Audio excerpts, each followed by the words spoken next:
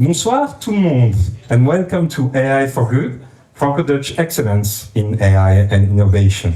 Thank you for joining us tonight. We're very glad to have you in this beautiful place for an incredible evening. Goedenavond allemaal, that's my best Josh for tonight. We're going to be your host this evening, and we have a mix of beautiful people in this room. We have corporates, we have ecosystem players, we have startups, we have investors, we have academics, and we couldn't do this without you. 2025 is a very important year for both France and the Netherlands, and I think we can agree the entire world. And we're very honored to organize these events with the French Tech Amsterdam, and having guests from France, with Judy Huguet coming all the way from Paris to support us, as well as French Tech Belgium. So thank you so much for being here tonight.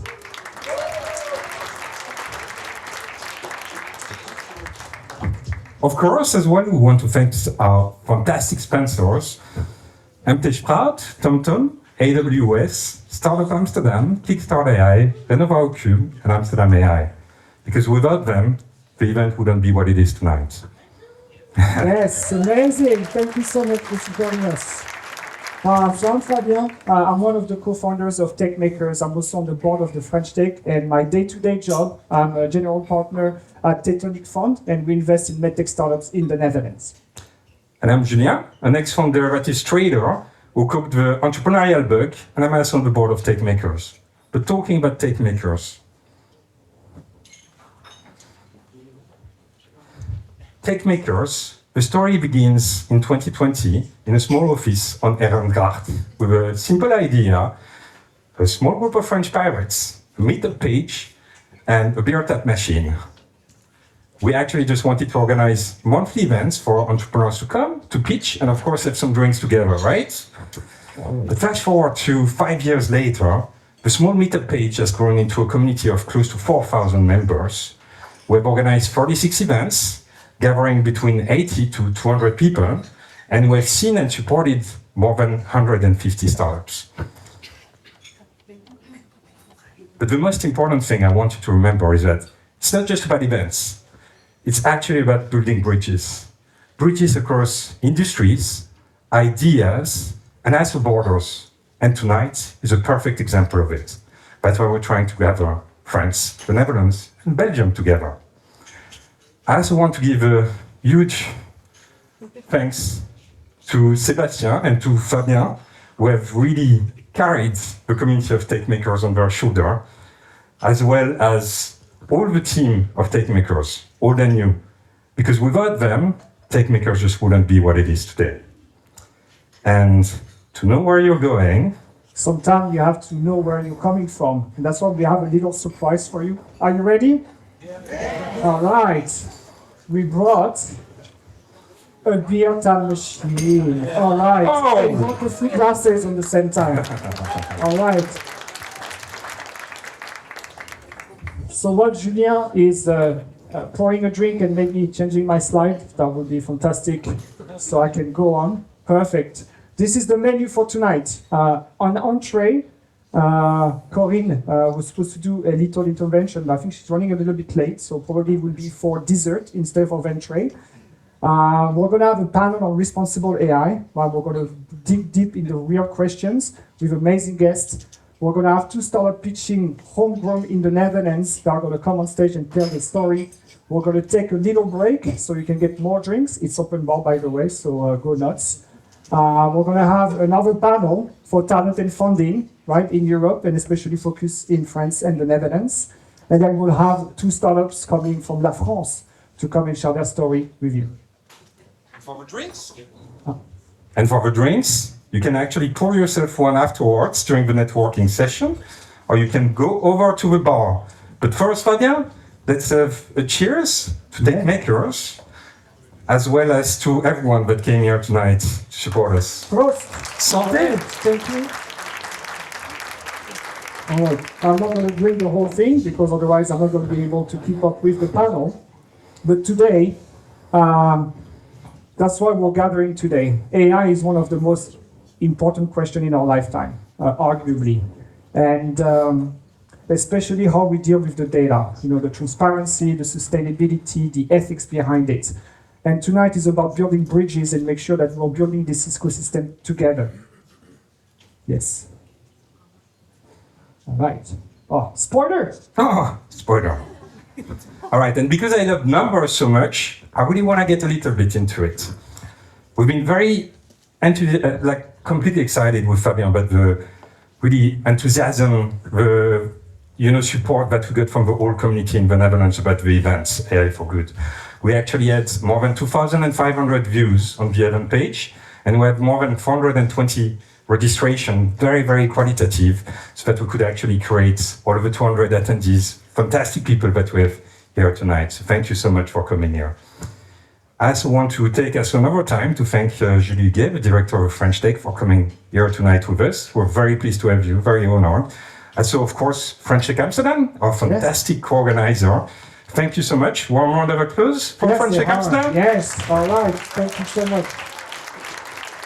And also to French Tech Brussels that came all the way from Belgium to support us tonight.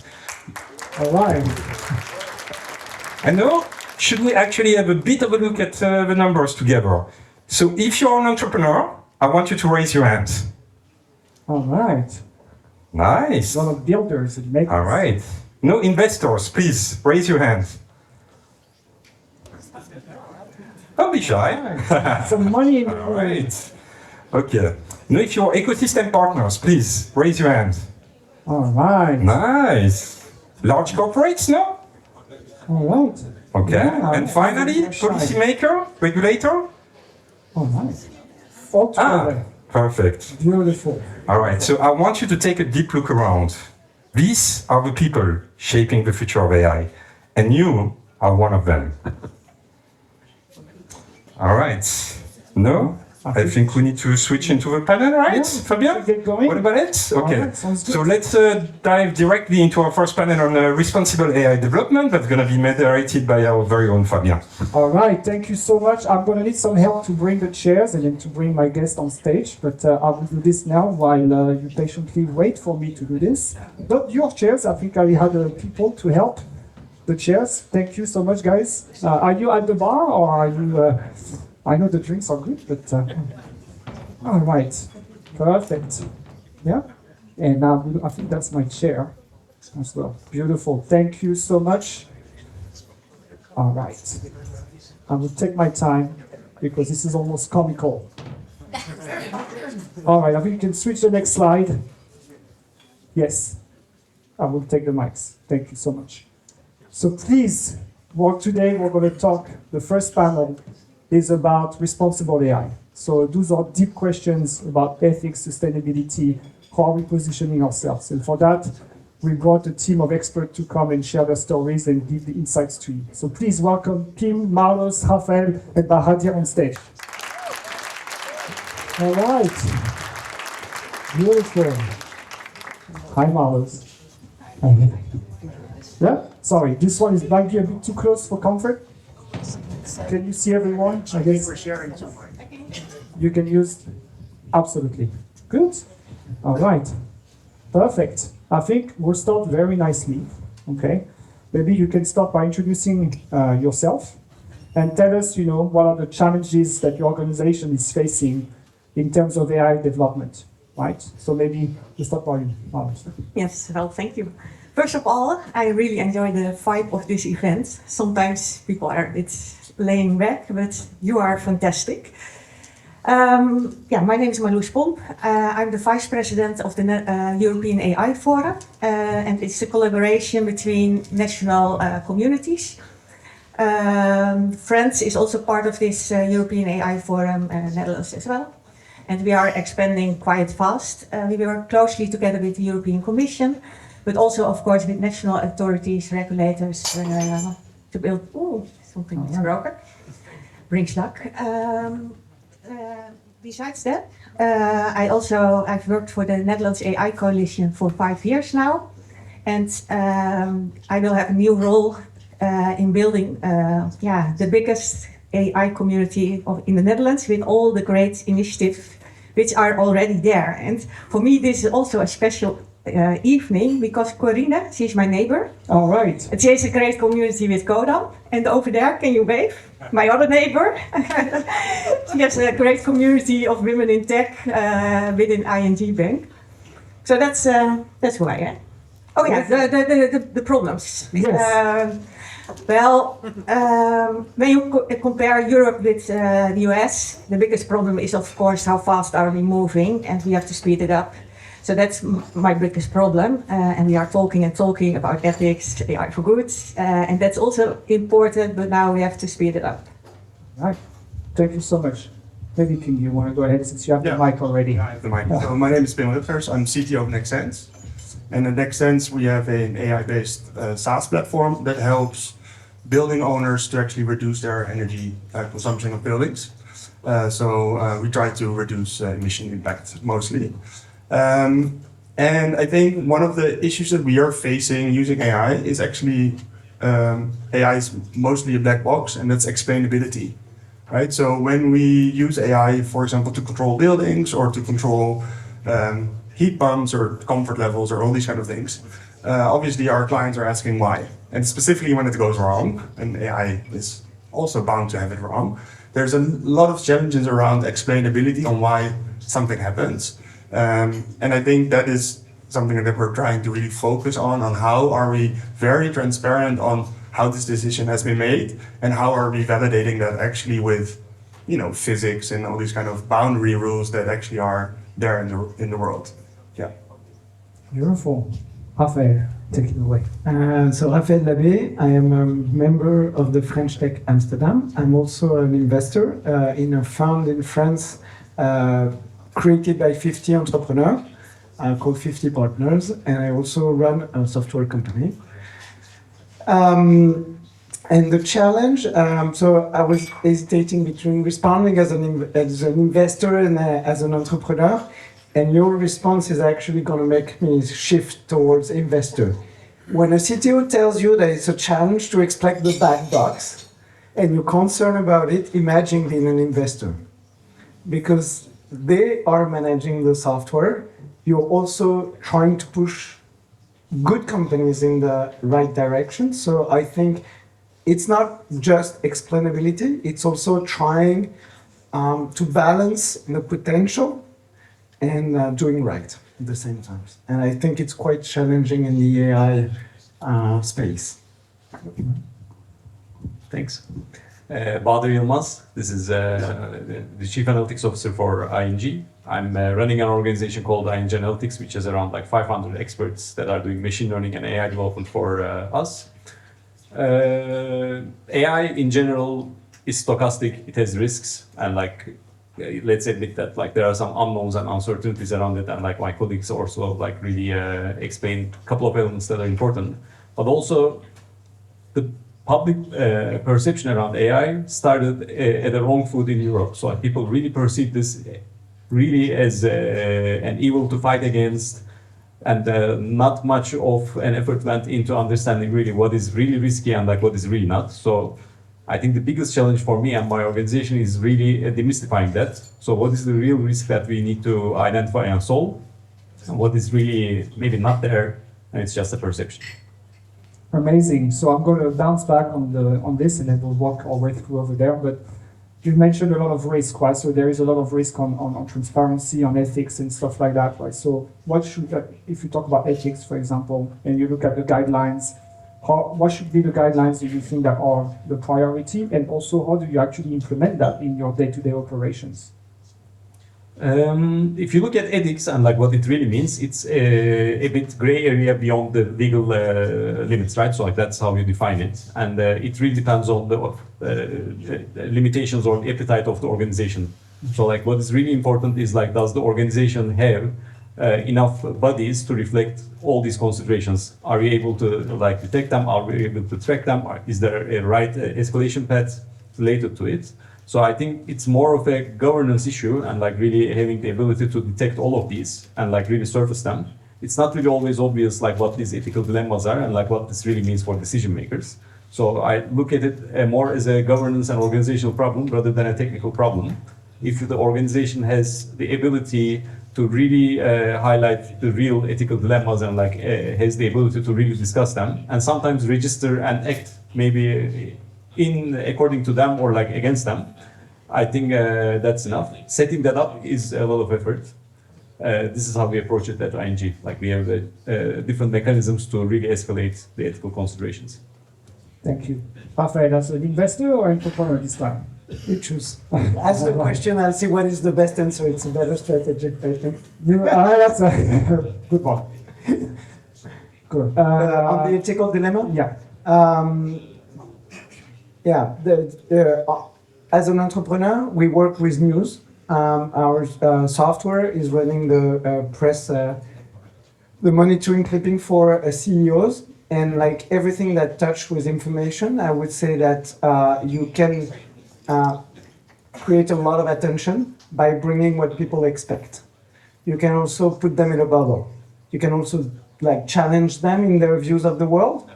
And it's a difficult balance. But if you go for the easy, which is what they click on, and you've all experienced that when you open your Google account, they bring you what are your interests are, you're definitely going to make bubbles. If you know that your clients, they're CEOs of large corporations, it feels difficult as an ethical challenge to go towards that. I really want to challenge them, give them a complex view of the world, so what the decision they're taking is actually helping us instead of continue to polarizing, not easy one for a person, the world. So yes, that would be my and I don't have the answer. It's just like finding the balance is always tricky. Like when you stand on one foot and you try to grab something, it's So that's, I think that's where on an entrepreneurship, that's where my ethical dilemma is. And when I see social networks and my kids, and wow, we have a huge one there. Marvel's ready to answer. Yes, I'm ready to add, because I fully agree with both of you. But when we talk about ethics, it's a narrow focus. It's a cluster. So it's a combination of legal aspects, the regulatory framework, ethical way of thinking and acting, about societal aspect, about economical aspects. And to provide one example, for example, when they started within OpenAI, they had ethical discussions. So they have also a lot of ethical problems, but they also had a team talking about ethical, what could happen. And they were afraid that there would be a lot of discussion if it's, content, is it true or not?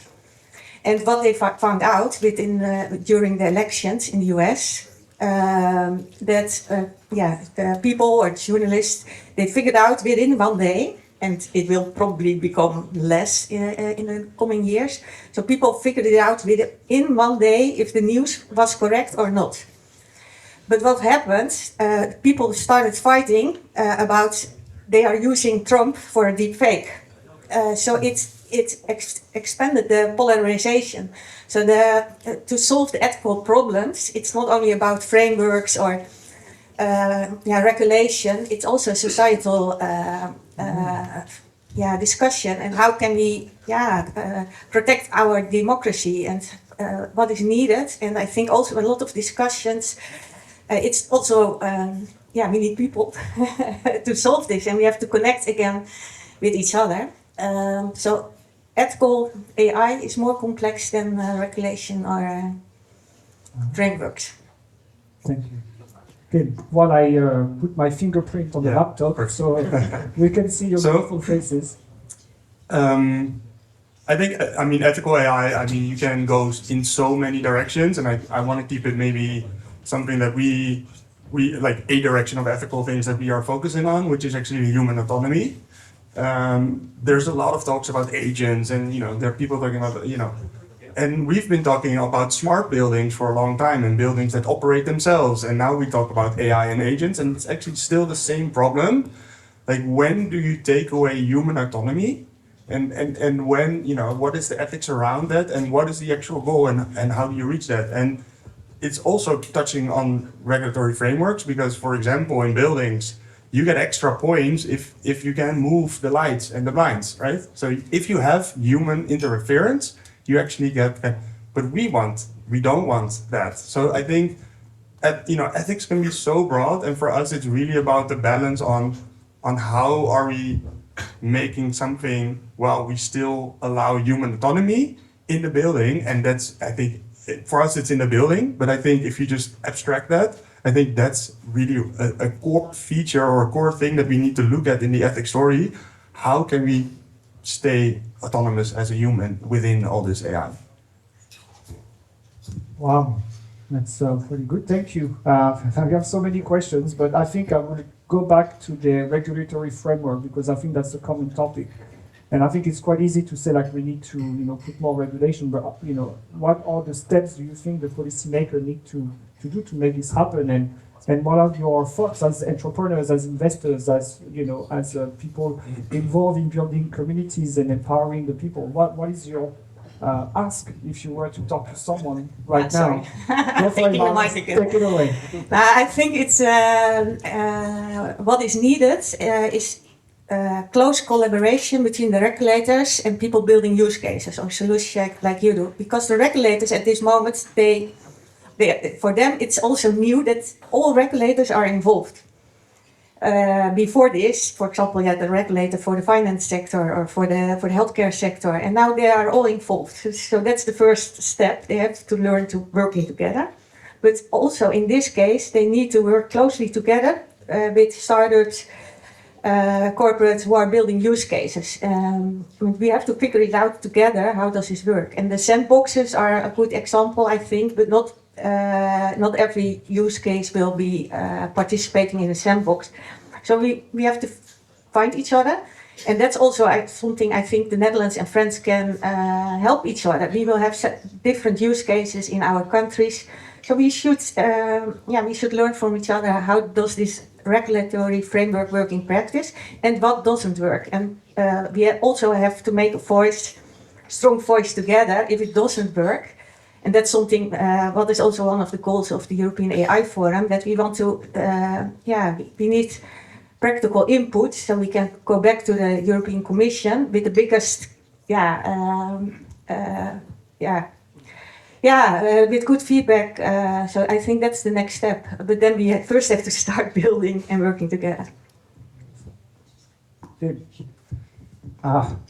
So I think that what for me really works is kind of benchmarks and audits. And it's a regulatory framework and tool that is used in all kinds of industries. And we have ISO and we have this, and we're ISO 20001 regulated and these kind of things.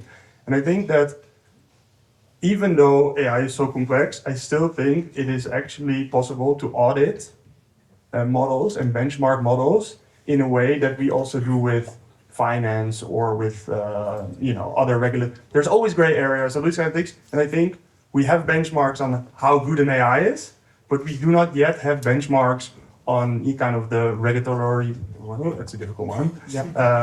And I think that's a space where we in Europe can really show the US how you can still do innovations, but have these benchmarks where you just, you don't have to pass them all.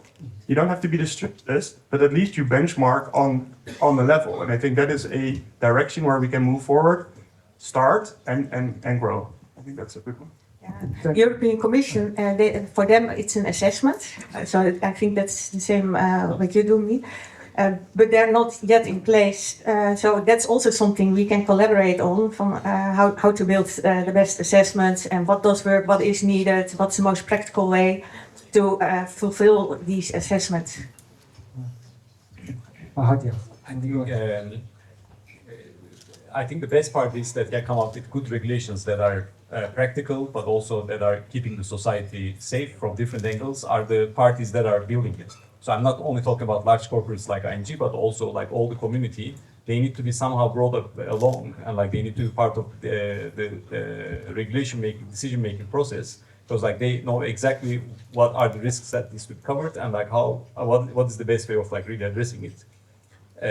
Coincidentally, Kickstart AI is the sponsor here today, so like I'm also a board member, but I didn't know like 2 days ago. They're amazing. Coalition of NS, KLM, all delays and ING. Like we have a board and like we regularly sit down and talk about like different topics. I think we should also start talking about like regulation and how we can influence it, because like we really are the makers who know how to build proper regulations to address proper risks. Otherwise, there can be a big disconnect between what the regulation says and like what is the reality. I think that's a good step. I think all these communities should have a regulation aspect and like they should start thinking about it. I'm going to go fast on this one because regulation is not at all my main skill, but I like what you said. And I was listening to Deal Book, the New York Times event. They have an amazing 1-hour podcast on AI. I really do recommend, it's brilliant. And there's one specialist that unfortunately forgot who it is, who said, yeah, I was really worried at one point 1 year ago about like anyone being able to build pathogen using AI to attack people. I was like very scared of that. And then what he said is like, I realized that the largest model, the one the most used, they've put a filter on that. So my answer would be, can we list a good idea of what everyone who is building something just could put with an easy way to implement it? Because anyone building a model should check that box and say, okay, I'm not gonna let my model train on building pathogen. So yeah, that for me, it would be like they're better than me, they have good ideas. Can we just make an available list of these good ideas so anyone can use them, make them open source check for the society and the framework, regulatory, really, I don't know. I really believe in the open source model. I think there is quite a lot of successful stories. Oh, yes, go for it. I was triggered by you. So we need these code ideas, but I'm also involved in the blockchain community. And what we can learn from the blockchain community is don't trust, verify. Build infrastructures which are decentralized, which you can verify, where you can have these governance models. With modular elements, audits, which are transparent without providing all the data, but you can verify. And don't trust, verify would be a great starting point to build these things. So we should also look more closely to the blockchain community. There's a lot of knowledge about these elements. They built, it's still not user-friendly, so they're not good at that. The AI community is much better in making it very user-friendly, but they have the best knowledge to build models like this. So I was browsing on LinkedIn, which I think everyone does in this room, and I came across this video from the national coordinator of AI in France. I forgot his name, sorry. And he was saying that the cost of actually running a model in France is 4 times cheaper than the US. And I think if you focus on just Virginia alone, which is most the data centers are, it's 11 times more. And the biggest client worldwide of actual AI is the government, right? So actually, how can you make an AI responsible? Because we're training a lot of models. We're training models for different countries, right? So not necessarily the data that we're sharing with those models might not be, we said GDPR friendly, they put it that way. So how do you see, solving the sustainability angle? Is it putting strict regulations on governments to say this is your energy quota, for example, for you to run your models? Or is it I don't know, like what's your thought on solving the sustainability which AI is going to cause in a few... It's a very interesting one, and actually it's a reason why we kept away as a company a long time from AI, because we reduce energy in buildings, and then suddenly we're going to use LLMs that are kind of currently, 2.3% of the global energy usage. So, it's a very interesting topic. What we also see is everything is becoming more efficient and efficient and efficient, right? So inference has been dropping 27 times in cost and therefore also in emission in 2 years. So I don't know if energy quotas are the thing, but I think it just ties into the whole energy thing where we just need to have enough renewables to also support this. Because I don't think that we can stop this, but we need to have enough clean energy to just support it, and it just ties in very much into energy efficiency and in the renewable energy kind of topic, and we're in that a lot. But I think a quota, I don't think it's really enforceable. Rafael. Investor speaking. All right. I'll bet on put more money on quantum. Mm. Mhm.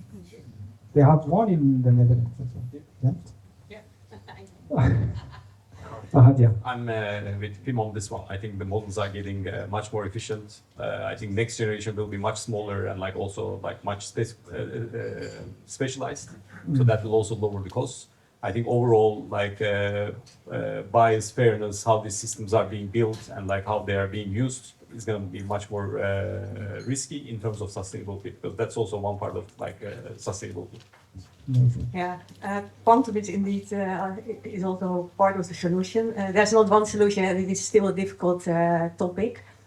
But I'm hopeful because a lot of smart people are working on this. One example is, for example, we try to get the supercomputer to the Netherlands, and then you need a lot of new data centers. Yeah, and we have to start at the beginning how to build sustainable data centers with sustainable energy. And for me, this when I started within the blockchain community, we had exactly the same discussion. And now it's within the AI community, and it's a very important discussion. But it's also something to solve, and which is possible to solve because more efficiency, but also to think more. Yeah, to think better about how to start from the beginning, and that's, yeah, the data centers are the starting point. So I will stop asking questions because I think we can go on forever. But I would like the audience to be able to ask a few ones. So if we have some mics around to go around, please, because I can see Jean very excited to ask a question. The mics, guys? No? Nobody? I'll go. Yeah, thanks. Thank you so much. All right, we get our guests to run. Thank you so much. All right, perfect. Your spirit. Thank you. Well, thank you, panelists, for your panel, a wonderful panel. So I have two questions for Melise, three for Bahadir, and one for everyone. So two questions for you, Melise. You mentioned that Europe is behind US. What do you think is the two biggest reasons we're behind? Number one. Number two, what are we doing about it? And for Bahadir, on a scale of 1 to 10, 10 being really important, 1 being not all important, how important is deep fake for you? For ING, what is ING doing about it? And what are the top 2 or 3 AI initiatives within ING? And for everybody, is given that Trump is the president of the US, are you doing anything differently? Don't look at me. It's this question. All right. I will answer the first one. I forgot the second one. The first one, yeah, there are several reasons. We have a different approach within Europe than in the US. It already started with big tech, and they spent much more money on it, but they also moved much faster before. So we started too slow, but we also have a different approach, and it doesn't have to be a more worse approach, but at this moment we can actually learn from the US how to speed up. And maybe it's also helpful for us because we are a bit lazy in Europe at this moment. We think, oh, we are all safe. When I speak at countries at the border, for example, Estonia, they feel war. They feel the pressure of Russia. In the Netherlands, we hardly feel it anymore. So they do understand how important it is to build their own infrastructure, to be sovereign, to have sovereignty, to be autonomous. And we are still a bit waiting. And because of Trump and what's happening in the world, Europe starts to wake up. And so maybe Trump is actually quite helpful for us to get a better mindset. So instead of having only criticism, which I do have, it's also good to learn from their strategy and to adopt a bit and to wake up.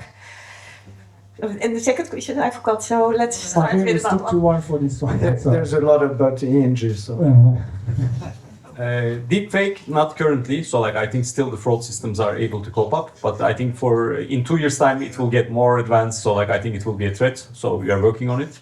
Regarding Trump, I think my personal big that I think you can read it as well, so I'm not going to really talk about it. But I think for because of Trump, I think we really need to think about like our reliance on big tech and like what sovereign cloud means for Europe, because like we don't have a serious player at scale at this point. I think we have a couple of companies that are really trying, but I think they need to work together with EU and the countries to really see what it means. Trump can really change things. I'm going to leave the three initiative to Pim, who probably knows a lot more than me. And we have a bit. was the three initiative of I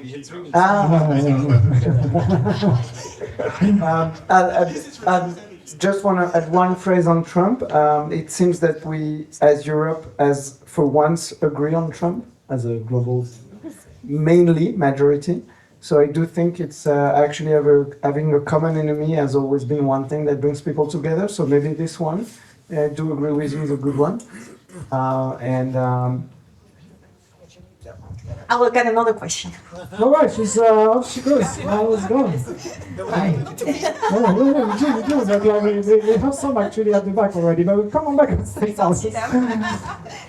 Person on the back or me? No, you. Yeah, go for it. All right. First of all, as an American, I apologize. I am so sorry, and yeah, we're all grading.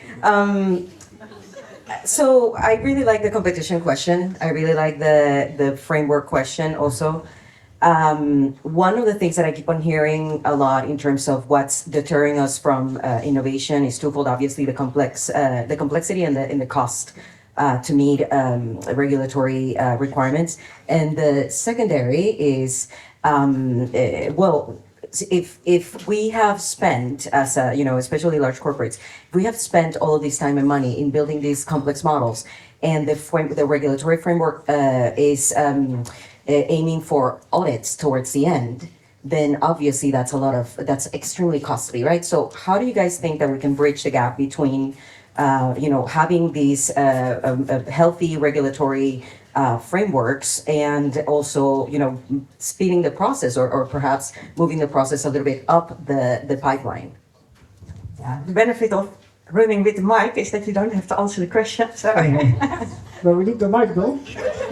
Marvelous. We need the mic though. Yeah, that would be great. Thank you. All right, thank you so much. Who wants to go first? All right. Then you can sit, Marvelous. Actually, you don't want to run around. All right, sounds good. I'll try. I think it's a very specific thing, and like it needs to be answered domain by domain. I think I'm gonna talk about my domain. So like in banking, there are certain things that you will have really low risk appetite, and like that's not gonna be open for experimentation. There are gonna be like much more larger consequences that needs to be thought about. But there will be certain areas that are more open for innovation, and like that could also be very fruitful. That's more of an art than science, so I cannot really say like where it is, but I think that dialogue is really important. And again, like I think that community regulators sitting down together and like defining those go no-go zones can be the answer here.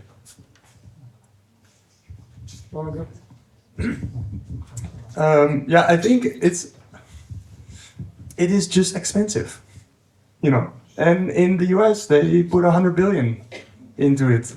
And we're discussing if we need to, 500 or whatever SoftBank has on the bank, and Musk says it's 10 and whatever. It doesn't matter. They are committing 100 billion towards these kind of things.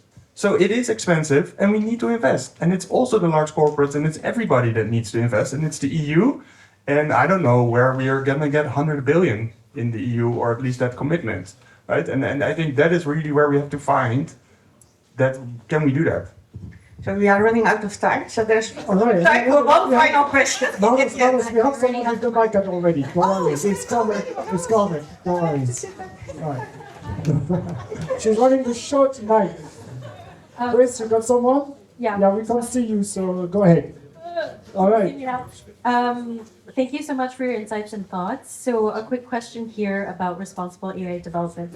Should we be democratizing this because it's being adapted en masse and more accessible to everyone, not just entrepreneurs, but individual users? And if you agree that we should democratize it, how do you propose we approach this?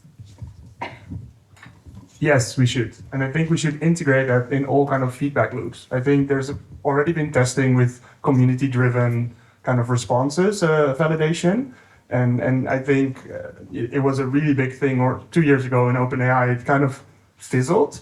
But I really think it's really important for responsible AI to have, if there's so many users, we can utilize, they don't have to fill in CAPTCHAs, but they're actually filling in what kind of the general idea of the general ideas of these outputs. And I think if we need to link them all together and really have community support in building responsible AI.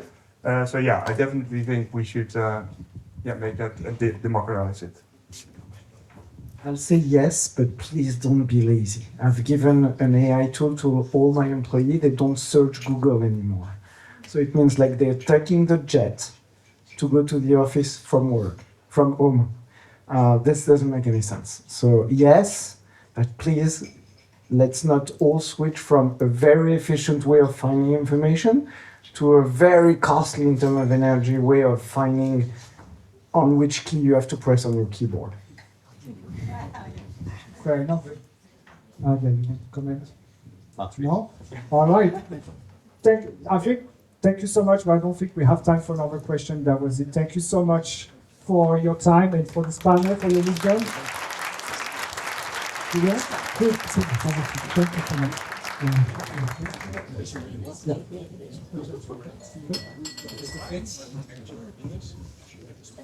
All right. Is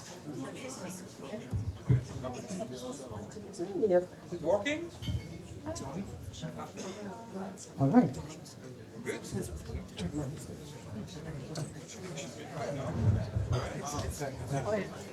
All right. All right, let's do like this then.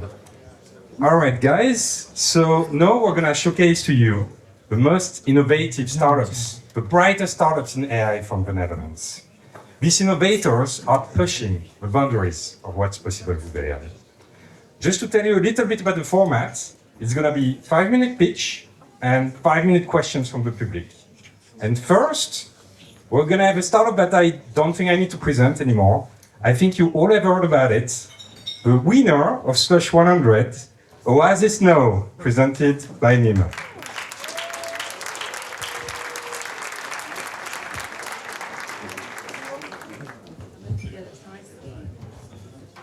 Thanks, Julian. Great to be here. Something I didn't hear being, I didn't hear being discussed tonight was with regards to data privacy when we were talking about AI.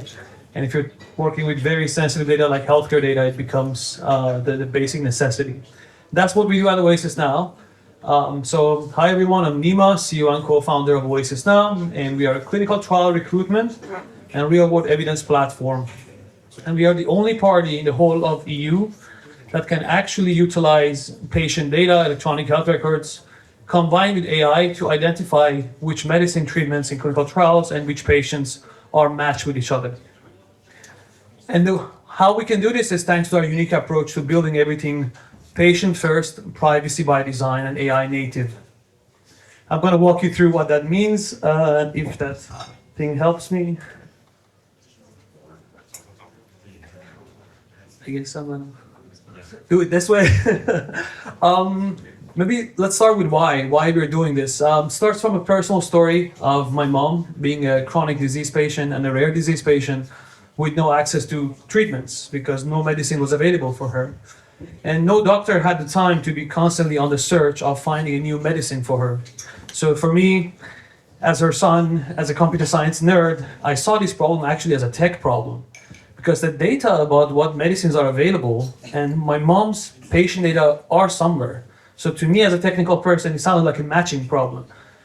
Of course, it's a lot more complicated than that, but I didn't know it at the time. But that sort of pushed me on this journey. And along the way, I was joined with my co-founder, Sarah, who actually was looking at this problem from the point of view of researchers. So she was working at one of the most renowned medical centers in the world, Erasmus Medical Center, working on state-of-the-art research on Alzheimer and gene editing. And she didn't have access to the data to be able to actually conduct her research at the most renowned medical center. So we both came to this problem from the point of view of this data needs to be made available. And you can only do that if you can safeguard it, if you can use it in a privacy preserving manner. And that's their specialization as a genetic privacy researcher, one of the very few in the world, and I'm cybersecurity and AI background in AI. Hey, Ali, good to see you. But to actually understand the magnitude of the problem, I think it's good to highlight that 85% of all clinical trials worldwide are delayed or cancelled because they can't find a patient in time. And this is costing pharmaceutical companies upwards of 8 million euros for every single day of delay. And some of these trials are delayed by months. And all of this price, of course, trickles down to the price of the medicine that we all purchase later, or the insurance companies have to purchase it. And this is a huge administration burden for the hospitals, because those are the people at the hospitals in charge of finding these patients and see who are matched. And 2/3 of them fail to do this in time. Why? Because it takes them 13 months in average to find the patients from their own databases. So the patient is waiting. The patient is at their hospital. It takes them 13 months to find it from their databases. Why? Because this data is notoriously messy and unstructured, meaning that so far there have not been any algorithms that could just run a SQL query and then find the patients. It's very messy data into so many different files, so many different databases. It's a very sensitive data. And so that's where we come in to address this problem. And I mean, as you and I know, we live in a different world now. We have large language models to the rescue to actually utilize all this unstructured data that we have. So we do the same as well. We combine all the medical knowledge and clinical guidelines. We make specialized databases for that, combined with protocols of all the past clinical trials and what criteria were there to select the patients, combined with the patient data to be able to find this match.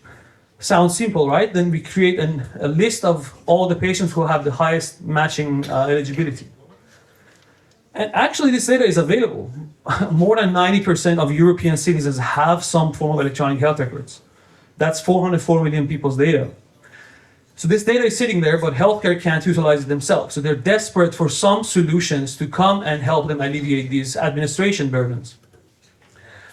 But it's not just any data. You can't just simply build an OpenAI wrapper and then give it to the hospitals. It doesn't work like that, luckily.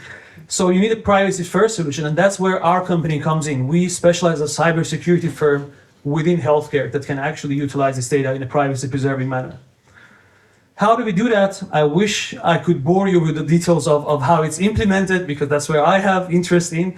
But to keep it simple, we have to think about that it's a very compliant by design. So before we even start with designing our system, we think about how it's compliant to all of the existing and upcoming regulations. And we don't do this just that we want to meet these regulations, because we believe in the privacy of the data. So we already knew the patient data part, the AI part, this 3 magical red bubbles here with a lot of jargons is sort of the secret sauce that we have that can actually utilize this data while preserving the patient privacy. We have won European Cybersecurity Award for this, Dutch Data Privacy Award, and we're ISO 27001 compliant. And this is not just a point-in-time audit and point-in-time compliance. This is a 24/7 monitoring of all of our system that can show the status of all of our data privacy practices. A quick highlight, we are still a young startup, so we're not that far. We are just live in 3 trial sites and have already matched hundreds of their patients in matters of minutes, while it would take them months. So we have already showcased that this is possible. We have signed an agreement with the electronic health record provider of 54 hospitals, meaning that by being able to run at one of those hospitals, we can actually scale this to all the 54 with just a press of a button, thanks to our systems. And lastly, we have a privacy solution that can unlock genetic databases and connect them worldwide and learn from genetic databases without having to move the data or decrypt it. And this is technology that was validated by NVIDIA and Google.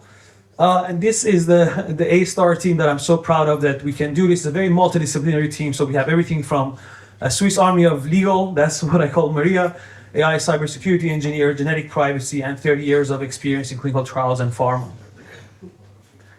And this all is towards the mission of making personalized health accessible for everyone globally. And we believe this is not a future dream anymore. The technology and infrastructure is there to make our healthcare a personalized experience. The same way that we can find our favorite shows being offered to us on Netflix, or the favorite music on Spotify being offered to us, what if you could have that for the best medicine that are matching for our unique profile? And our company is on that mission. Thanks.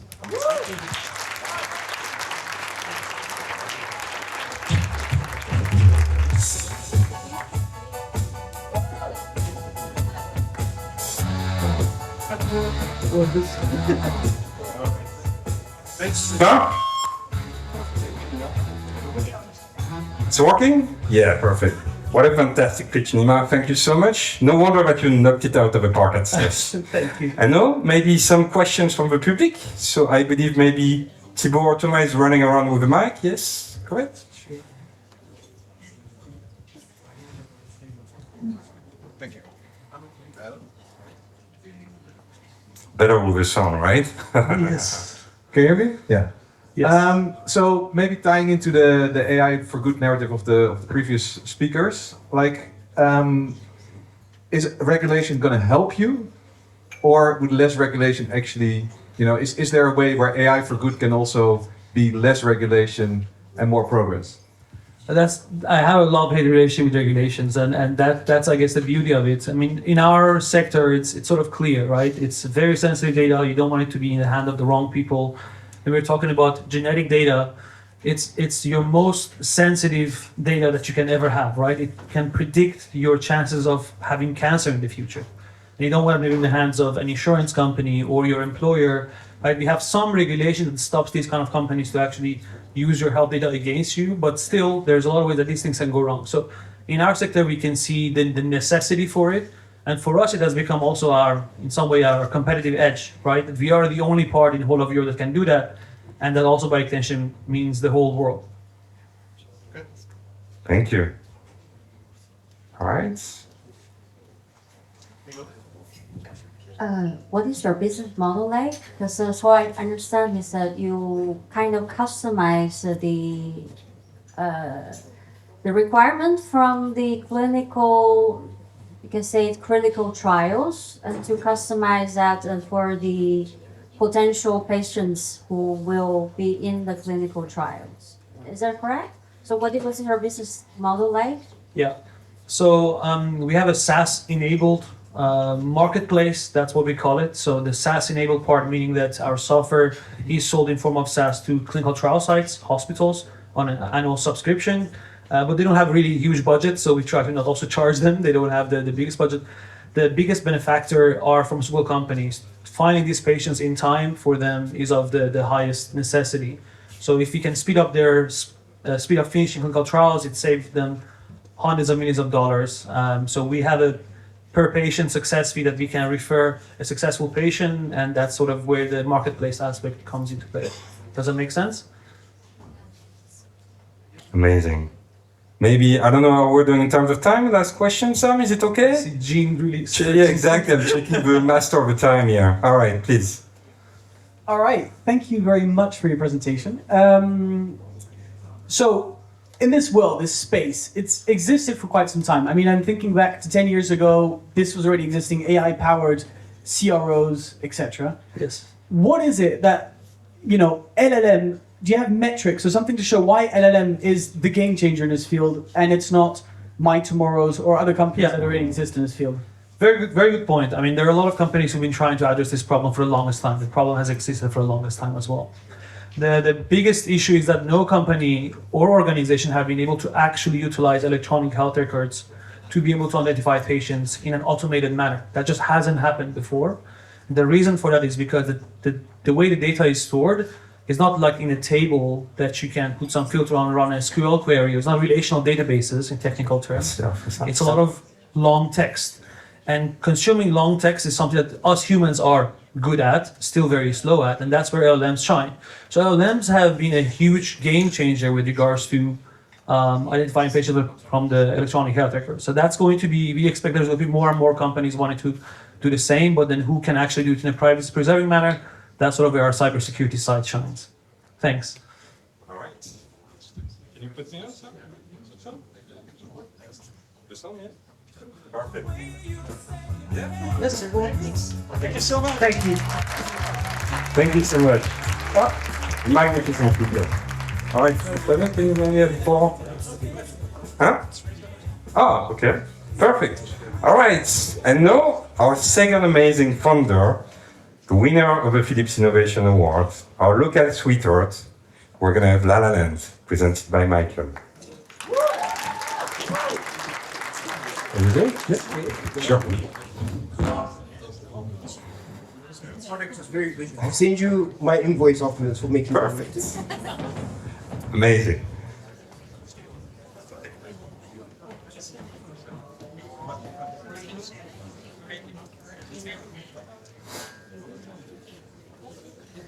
Yeah, you manually do. Alrighties, very good evening to you all. Really humbled to be here, so thanks for having me. My name is Michael Musandu. I'm the founder and CEO of La La Land. So before you even ask, no, we have nothing to do with the movie. We're actually a scale-up that's using neural networks to generate fashion models for e-commerce brands, like what you see in here. And we do this for different type of brands across the entire value chain. But let's start at the beginning. So my story actually begins in Zimbabwe, Harare. And before you even ask, no, it's not my pet elephant. This is just what arrives when you call for an Uber in Africa.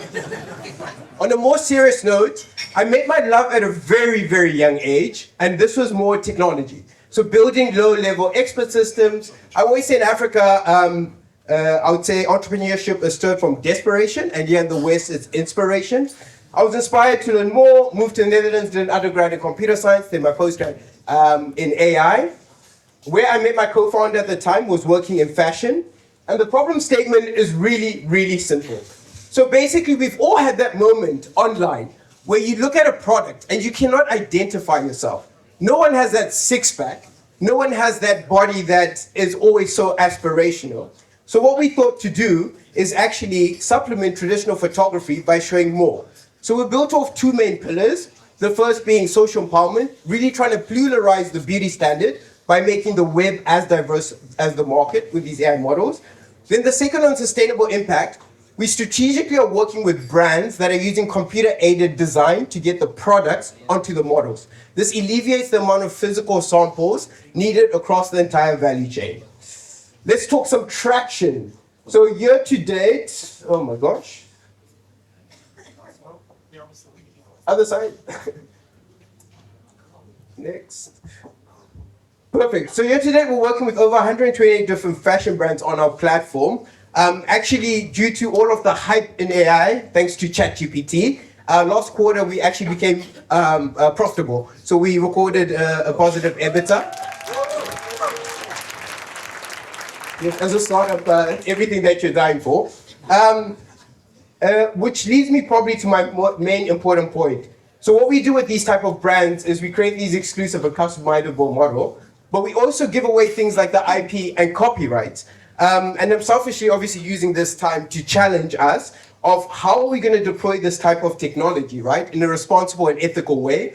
And the answer actually lies in our hands collectively, where it's not just programmers that are going to make these decisions. You literally need different type of folks who are going to look at things like ethics, policy, privacy, AI safety, hence the event of today.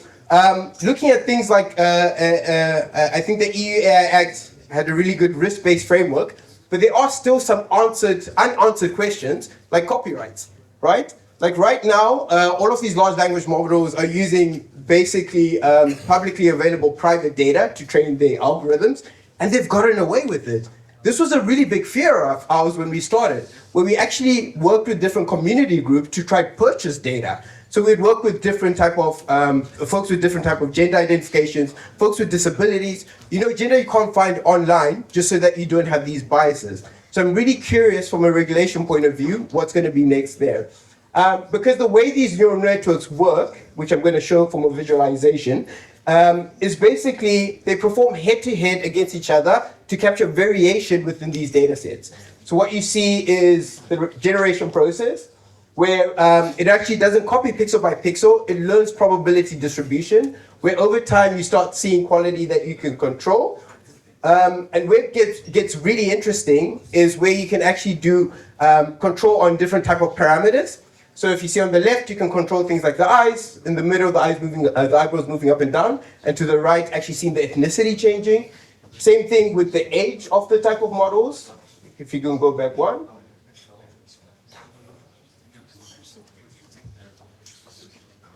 One back. Okay, perfect. Should I just click myself or? Let me do it, thank you. So things like, the age of the model. So actually having this granular level of control, being able to make the models go either younger or older, as you now see. The level of happiness, so the emotion of the model that's displayed. And you can also then target different parts, like let's say the nose that's generated. We always believe like imperfections actually make things look more realistic. So adding things like freckles, wrinkles, all of this granular level of control. Having the heads tilting just to make it even more dynamic, so it should never feel static. Actually, you'd be so surprised if you knew today how many brands are actually showcasing AI models live on their e-commerce pages. If you're next, thank you. We also work backwards with things like trends from runway, just to actually see what's going to be in season for the next upcoming collections in fashion. So what's next and what's the future of generative AI, especially with AI models? If you go next. If you go next. Be careful here. So obviously, images are just, videos are just images in frames in high sequence. So what you're going to start seeing across different type of content productions is the entire value chain from images to videos, ranging from e-commerce marketing campaigns actually being showcased. Nevertheless, in a nutshell, that's La La Land. As I said, we're on a mission also to empower at least 80% of global brands adopt these virtual models across the value chain by 2030. Thank you very much.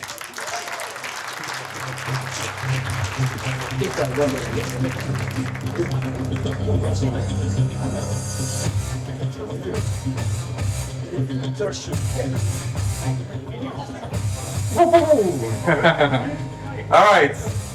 I know maybe some questions from the public as well, all right? Who wants to start first? Who's running around? We have someone running around with a mic as well? Should I do it? Perfect. All right, Fabien is gonna be our sprinter. Who wants to start? Hey, so I just talked about human autonomy, right? Yeah. And how are we going to keep the link to us? Right? So if we all know that everything is generated and we can generate, of course we can generate inclusivity. But how are you going to tackle the fact that there's actually no real personality behind it? It's a very good and fair question. I mean, the thing is, we still need real models.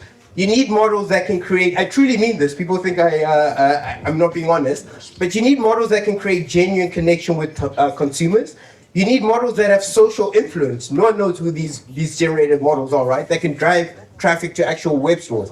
So I do think that the supplementation part of it is super important. That they're still gonna play a really important role in what the future looks like. Actually, up to date now, let's say most brands aren't gonna scale down on their photo shoots. They're actually just gonna create more content. So you're looking at that representation piece of the reason brands can't do it today. You have to look at the problem statement. So the fact that they need to hire real models, photographers, makeup artists, hairstylists, not to mention reshooting.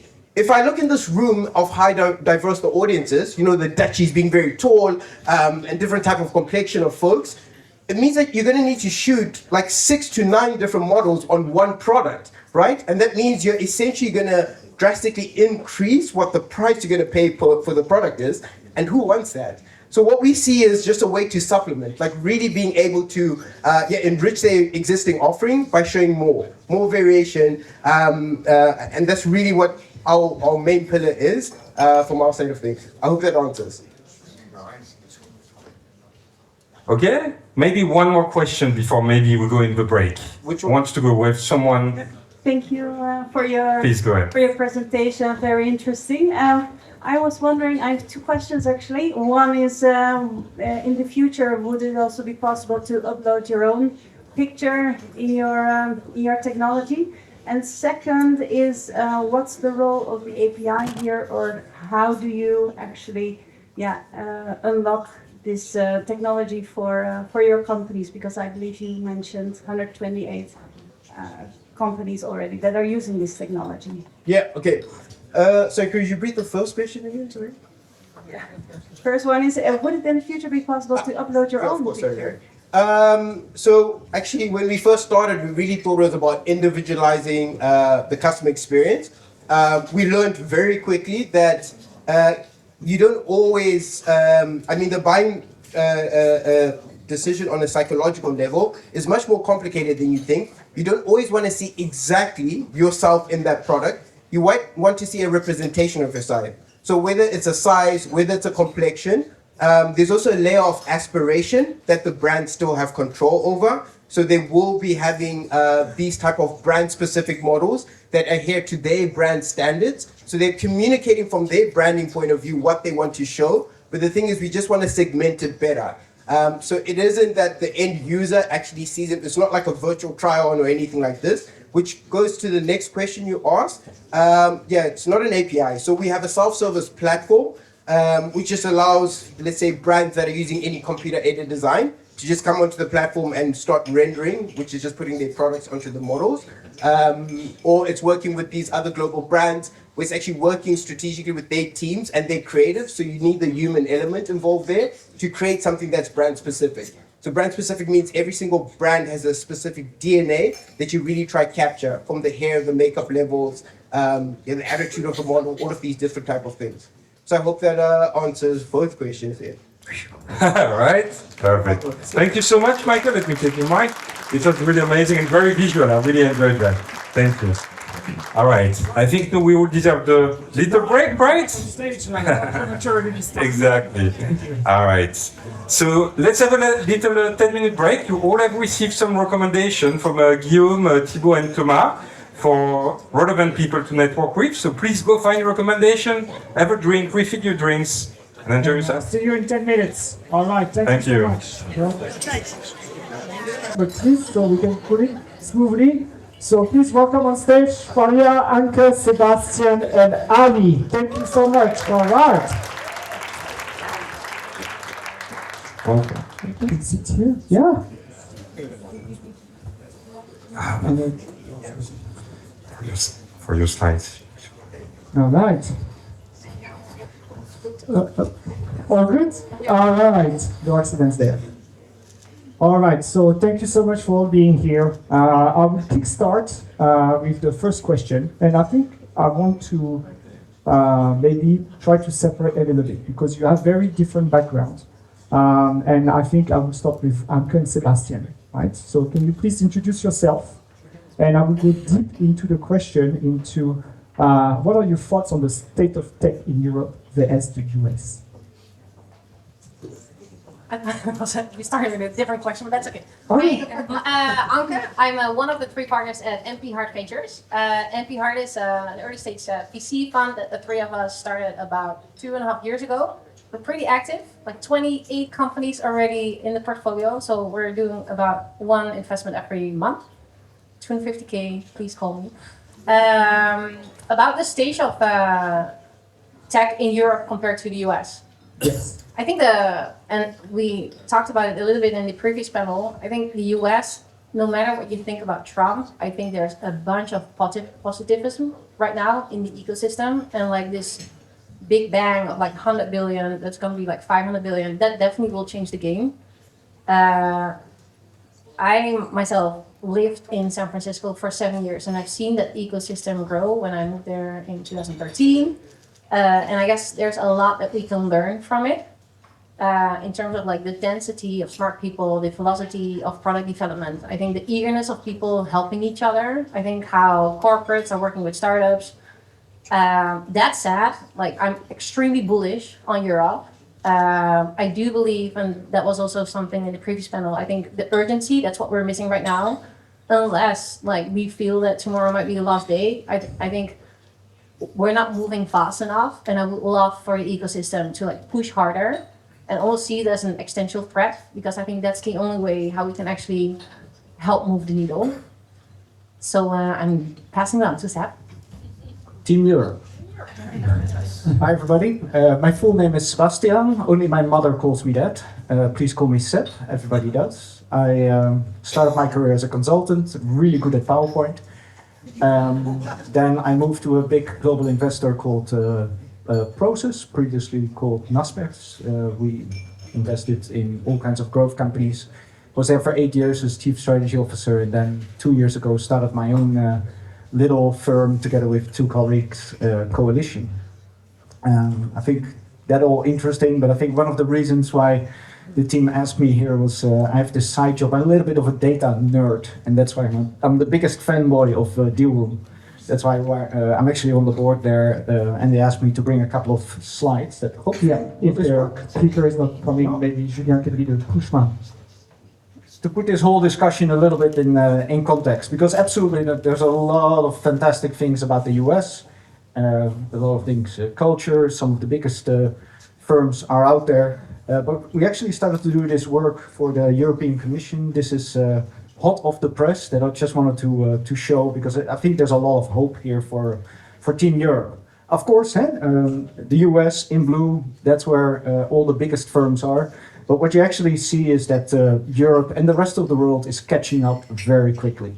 It's just, this is nothing structural, that they're structurally better. They're just 1 or 2 generations behind. Also, if you look at the next slide, sorry for that. Yeah?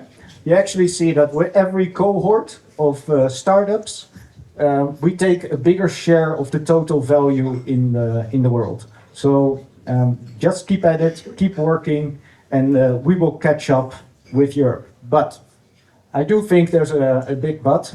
There's not enough money to go. One of the reasons why there are so many really big firms in the US, it's because there is a huge amount of money at the growth stage. If you actually look at the early stage stuff, we are not that far off, but there's a huge amount of money, particularly at the growth stage. We have a huge gap there.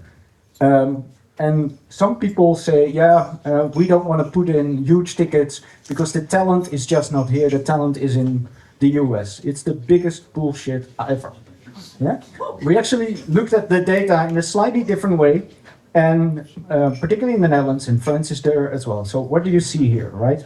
Is for early stage companies, this is the percentage of startups from the Netherlands that end up in the top rank of Deal Room. We have this AI signal to figure out which companies are going to get the next round, are growing the fastest, various different factors that come into play.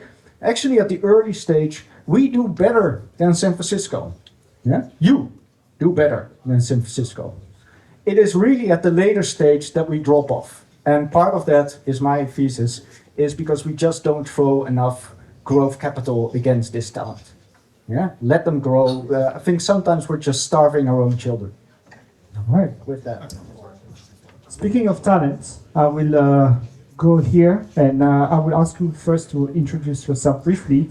But you are from a very different spectrum of the startup world. So we have a startup and we have a unicorn as well in the room. Can you share your challenges, as organization, in terms of the funding and the talent in the AI space, and how do you address it yourself?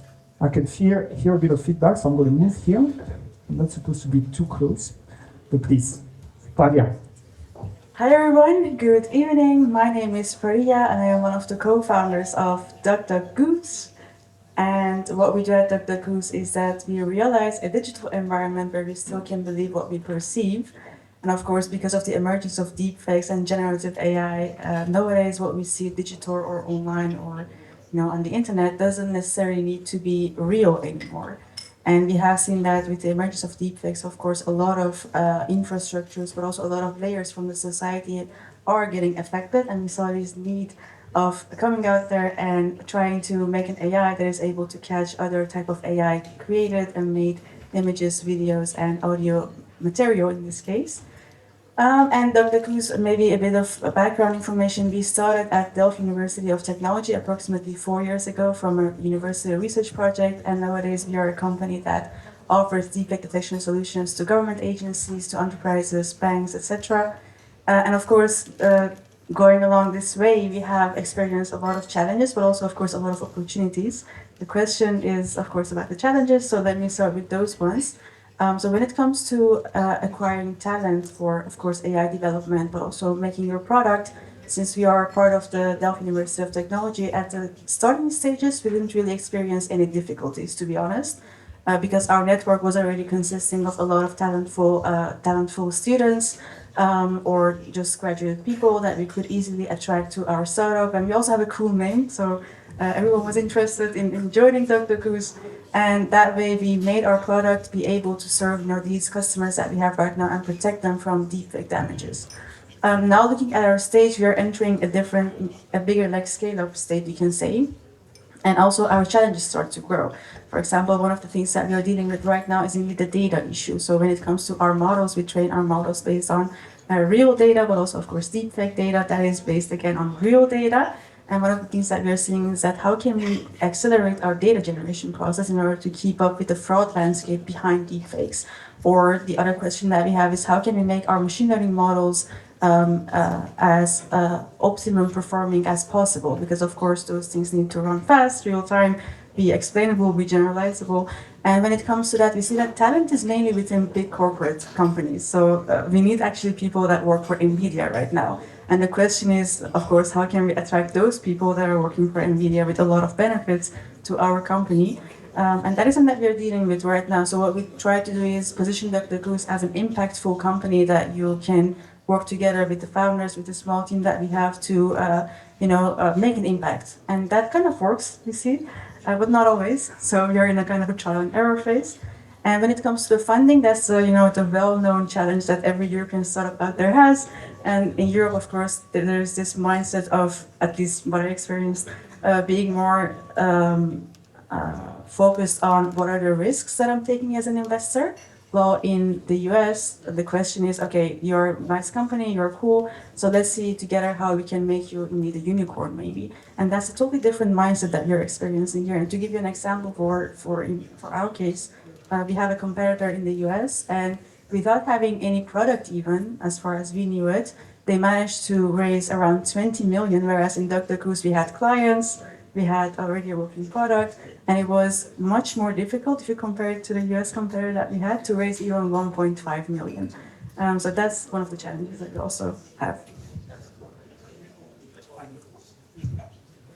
Hi everyone, my name is Ali. I'm the head of data and AI at Bank. I'm an AI enthusiast, did a PhD in artificial intelligence in Amsterdam. It's research generative AI and how that combines with reinforcement learning. Spent, I think, almost 9 years at Bank, worked on amazing projects. I have a few bankers with me today here in the audience. Some of the challenges that we've encountered along the way is how do you balance innovation with regulation? We are a super regulated company, so it's fintech, and at the same time, we have a culture of innovation. So we have an engineering first culture, and we try to innovate as much as possible. So along the way, that basically creates challenges because these two things are not necessarily aligned. So at Bank, we always try to solve this in a most constructive manner. So we look at the data, we try to have a dialogue with the regulators and try to pursue. We're persistent, we manage to chase things a little bit. In terms of AI talent and funding, so we're profitable. At the moment, we're not looking for funding, but at the same time, we're expanding our team with AI talent, and it's basically one of the drivers of growth at the company. Thank you very much. Anke, back to you. What do you think of the next investment opportunity in AI sector today? Yeah, so I think the stuff that excites me a lot right now is AI in the physical world. So we have a few companies that we invested in that are building robotics. One, it's a Dutch company, bricklaying robot, Monumental. We have one in Switzerland for greenhouses. So I think a lot of the work that people like us who've been working behind a computer and the productivity acceleration that we've been going through, I think there's a huge untapped opportunity in the physical world that basically has a much bigger TAM, or GDP impact is much bigger. And I think a lot of the innovation wasn't possible basically before the ChatGPT world, and now it is. That's one thing. I think this whole, and this is not a VC path often, but being really handy with all these AI tools that you can build like pretty profitable businesses with teams less than 20 people, without really being like the best developer. I think that's a huge opportunity to also democratize this opportunity to become a successful entrepreneur, no matter where you are in the world. I think in really doing a step change in workflows, instead of like gradually making things better, fully reinvent workflows. So we do a lot of almost like vertical AI integration into pretty big niches. And these people have been working in that field for quite a bit. So they know something about the market that others don't know, that makes them move faster. I saw that OpenAI launched Operator today, which I think is like tremendously cool, especially I think in boring markets. Like, for example, in the government, I think right now there's a huge opportunity to make it more efficient. And if you have your way into governmental organizations, whether it's like the local gemeentes versus like the ministry, I think that's extremely cool.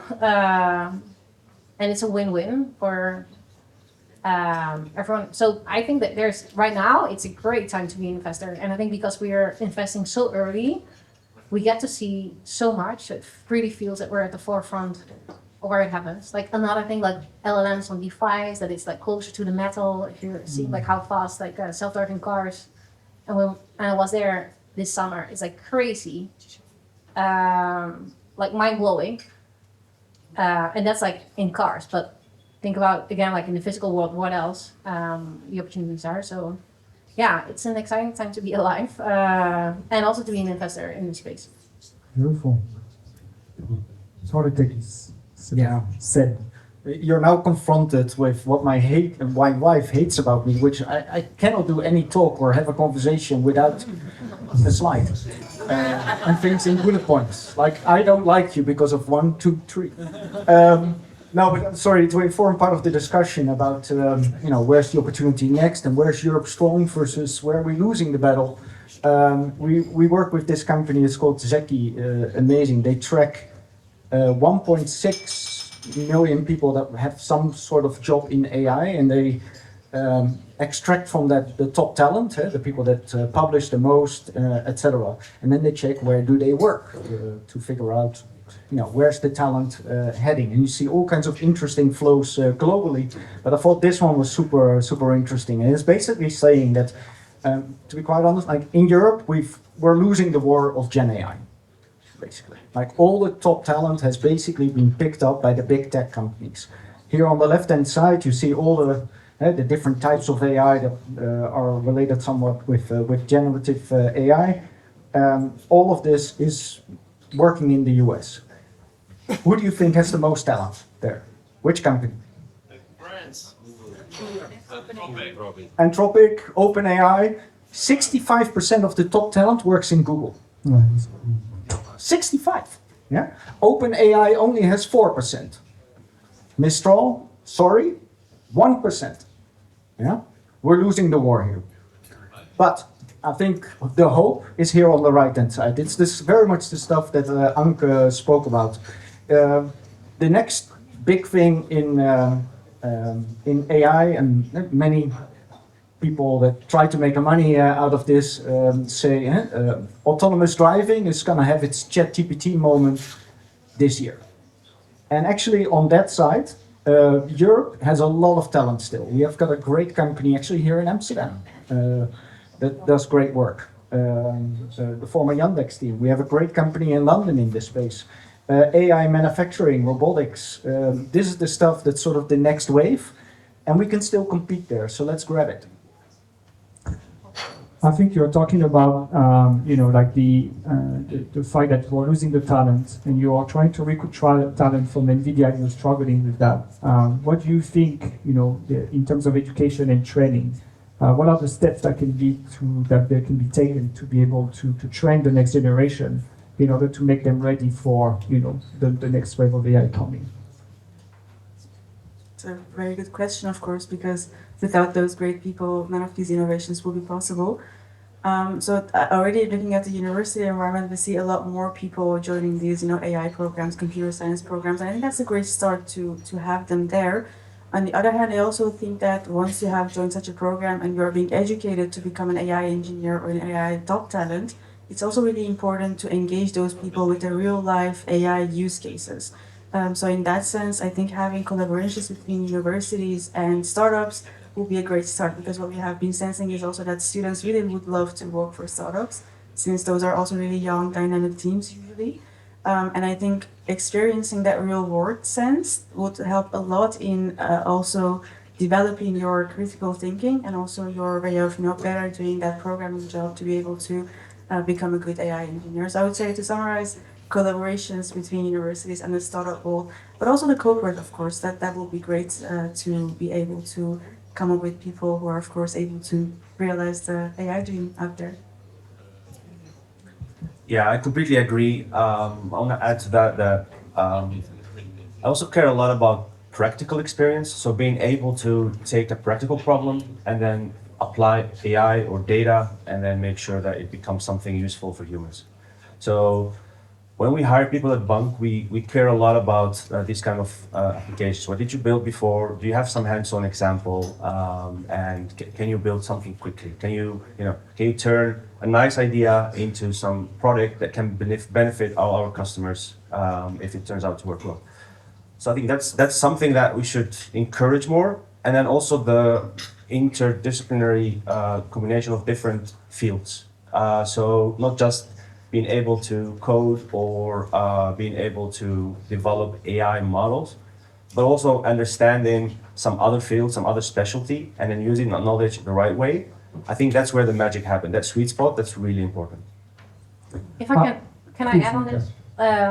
Like I looked up which universities in the Netherlands they do like a bachelor or a master in AI, and it's much more than I expected. And I think getting these folks who are still like studying or like almost done, way more like host these like little hackathons in these buildings, like Bunk, like open up your doors and do like monthly breakfast around like certain topics. I think what you're doing with your community, and I think as an example, Berlin, and this might be my personal opinion, but Berlin really had its moment with Zalando and Rocket Internet and was like the talk of the town. Right now, I think things are slowly moving to München or Munich because of CTDM, and I think CTDM is really like creating these like great spin-outs of smart companies because they're so technical, like on a high level. Switzerland, I think with Zurich now with ETH, is really having this moment.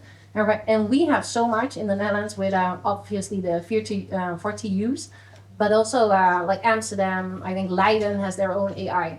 So I think it's there in these pockets, but you have to, I think, show people what you can also do instead of, and bridge that, the researchers, the scale-ups, if you still call yourself like a startup or a scale-up, much more together. It's there. I think we just have to grab it and show it. And it's so much like bringing the right folks together and build, like bring up these laptops, do this like little hacks. Like, I think it's up to us. But we have so much momentum and there's no excuse. I can see one excuse why we cannot be the next hub. Like people are talking about ETH the similar way as they're talking about the Netherlands.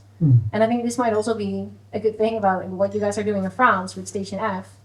I think as like putting these people in the building, like OpenAI, it's the reason why they picked France or Paris as their next headquarters.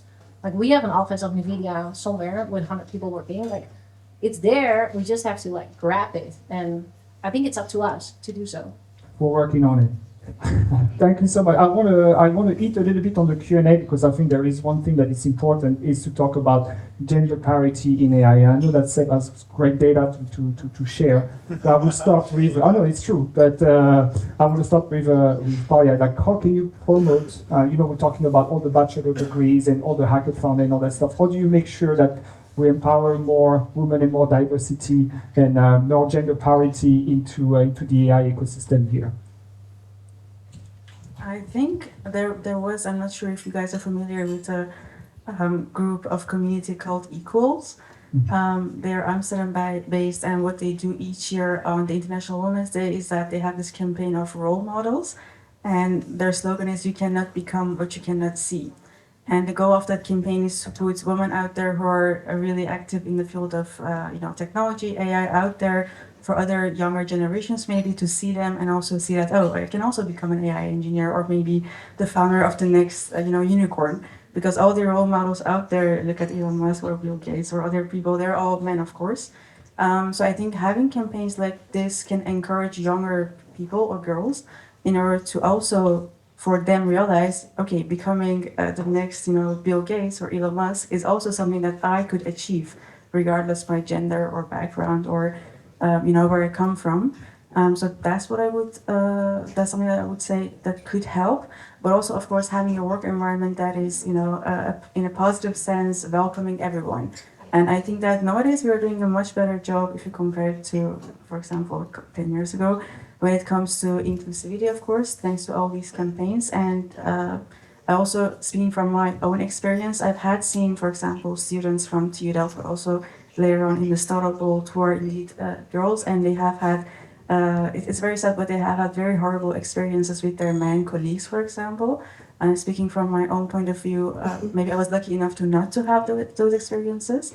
And within Dr. Koos, we have had a lot of men empowering me and us to become bigger, better. So I would say people like those mentors that we have, for example, Jinhan sitting over there, would also be really grateful for younger people and also girls to be encouraged and to believe in themselves.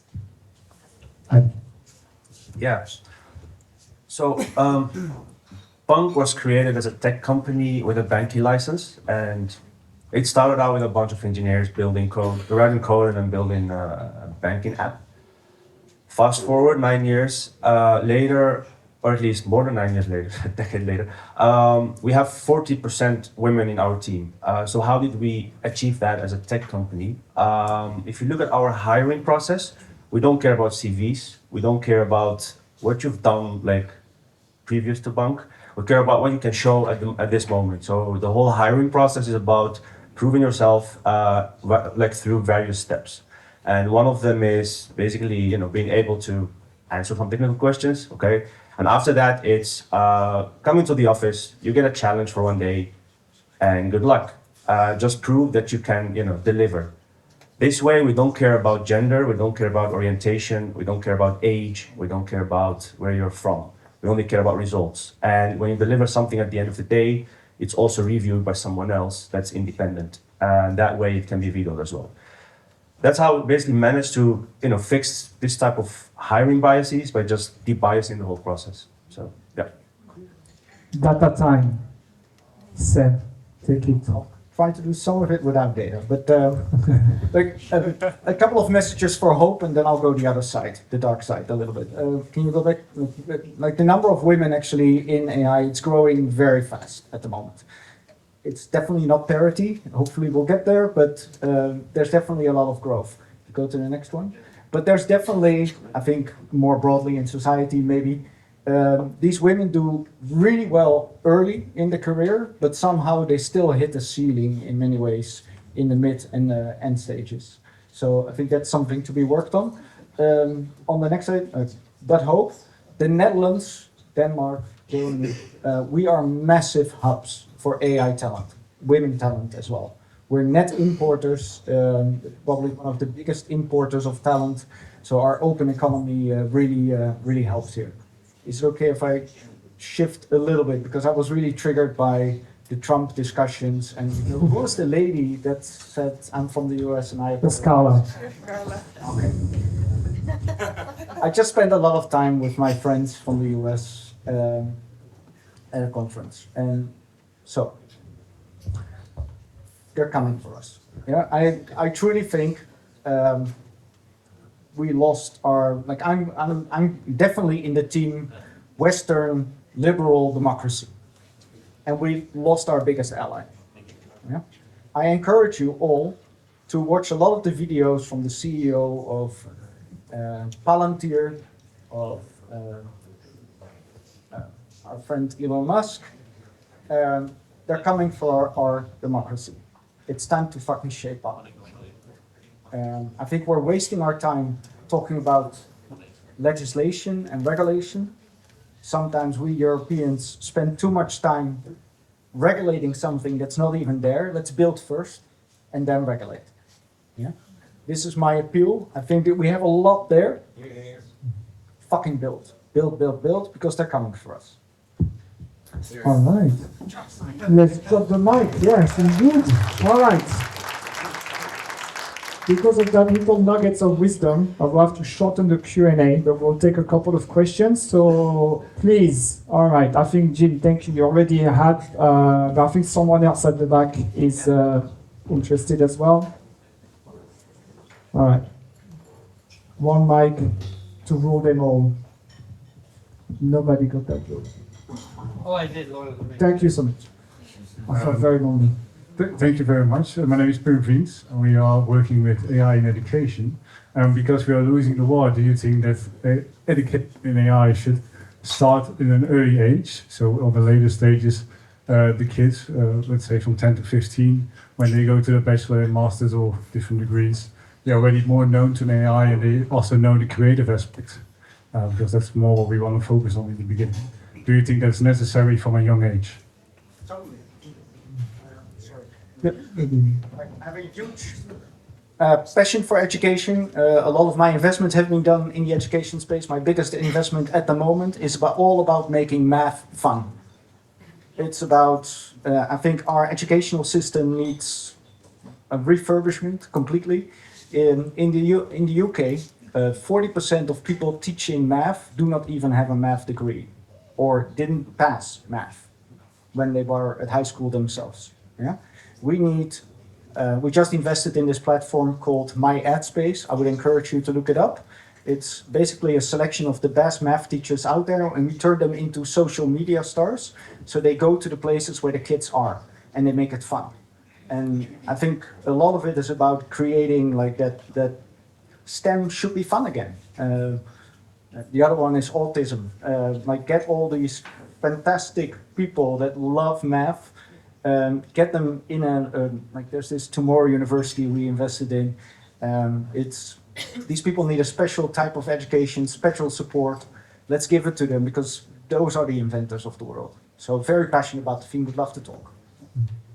Yeah, I'm also pretty opinionated about this topic, having a 6-year-old and a 9-year-old. And I think right now there's not that much happening in school. Like obviously they use the Chromebooks and they do whatever. But I think like French and German, like let's not do that anymore and learn other languages. Also, like we started using Synthesis, the school like online that Elon Musk started with our 9-year-old. He loves it. Also for your homework, like we're using the ChatGPT voice mode, advanced voice mode, and it's so much fun. Also, like I'm learning a ton about like the golden age, and I think right now they can use and utilize so many of these AI tools already, like in the daily stuff that they're doing at school.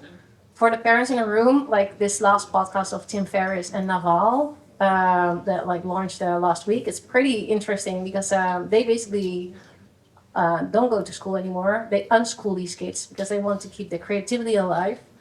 It's also like a difference, I think, in like what we care about in Europe and in the US, but they get like 2 times 15 minutes, just math, computer, and literacy. That's it.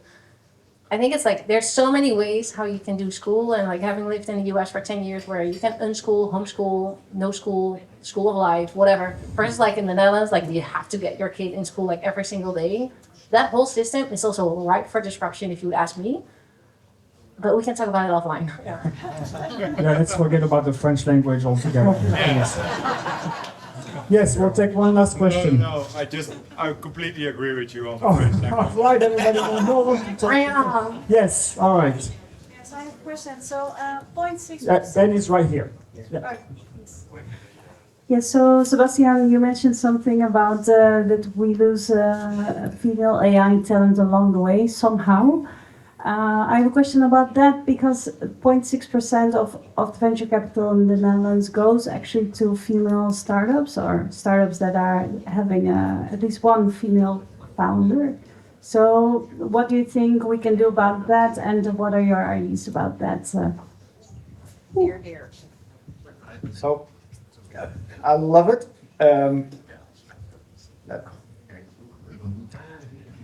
I counted 60% of my investments have gone to female-led companies. 60. Yeah. It's also because I have a wife that is in private equity and has a fund that invests in women-led companies, and I cannot do anything less than that, I think. But I completely see the issue. I see the problem. It's even worse in private equity. It's a very male-dominated industry. I wish it wasn't so. I don't have the magic solution here, frankly. I would love to hear your thoughts on it. Maybe from that side as well. So much. Again, in my case, it wasn't really. I've heard horrible stories, by the way. I have heard even someone telling me once there was an event from the European Commission, and this person, he was from Ireland, and he had a co-founder with African roots. And apparently, even in meetings that these two co-founders had together, only the Irish man was spoken to and looked into the eye, and the female person with African roots was completely ignored. To the point that the Irish co-founder was like, stop talking to the investor and look to his co-founder to tell the investor she's also here. So this is really, of course, a very, very bad experience that I cannot even imagine having. But there is also indeed a statistic coming that it says 0.6% of the funding is going to female-founded companies. But there's also this fact that I'm not sure that that's the question that I have. There are also a lot less female-founded companies. So it's, I think, a natural effect. That doesn't mean that there shouldn't be more female-founded companies. So I think, indeed, as I said in the question that you asked, Fabian, encouraging girls to envision themselves and believe in themselves that they can also achieve the same results as male founders do is really crucial in this point. And from there on, I think this will be a positive feedback loop, and girls will also start contributing in the tech and STEM and the startup world. With this note of hope, we are closing the panel. Thank you so much for your time. This was amazing. All right. All right, guys. Thank you so much for such an insightful panel. Thank you, all of you. All right, bear with us. We are almost finished with everything. But before we close off, we want to actually showcase some of our French gems. And these innovators are la crème de la crème for France. First, I want to introduce to you Regenerate, incubated at the European Space Agency. Regenerate, presented by Alice. Very good. Yep. You just need to be close. I can do it for. Do you have a mic for? Où est-ce que tu peux faire ça juste là? T'appuies juste là. Hop. Je te le fais sinon. Hi everyone, I'm Alice Henry from Regenerate.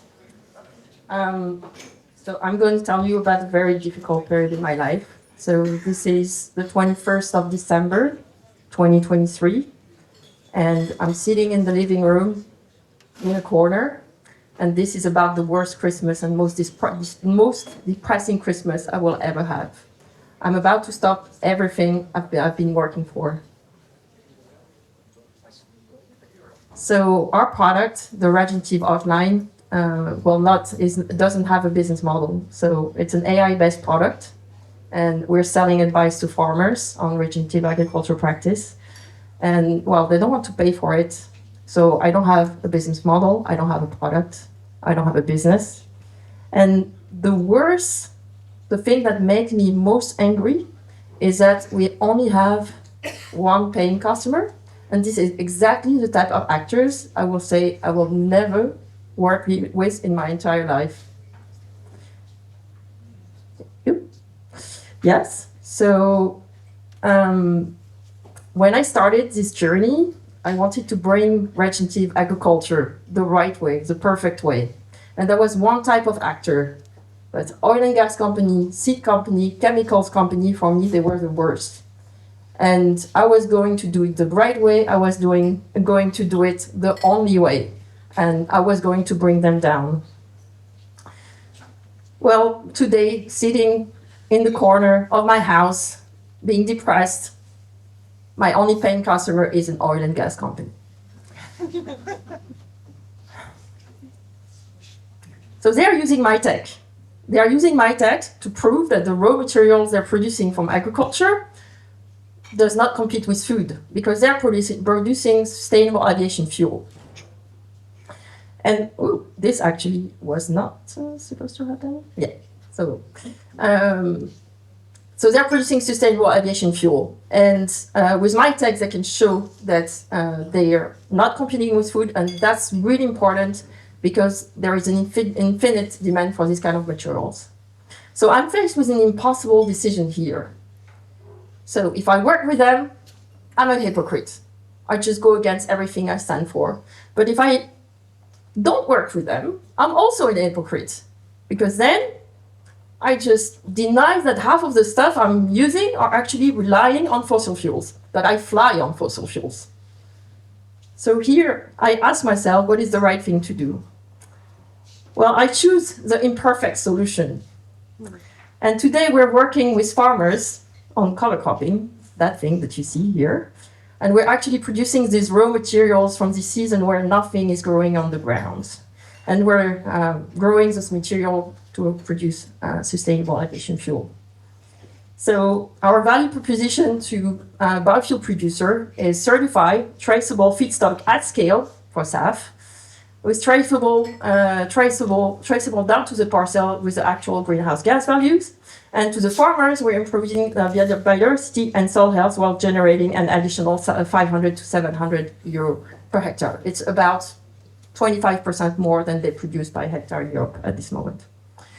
So how it works, we provide all the technical advice to the farmer. We collect the massive amount of data that is needed for certification. Our platforms using remote sensing and AI analysis to sort this out, to simplify the certification. And we have the oldest business model in the world. We're buying and selling. We're trading feedstock.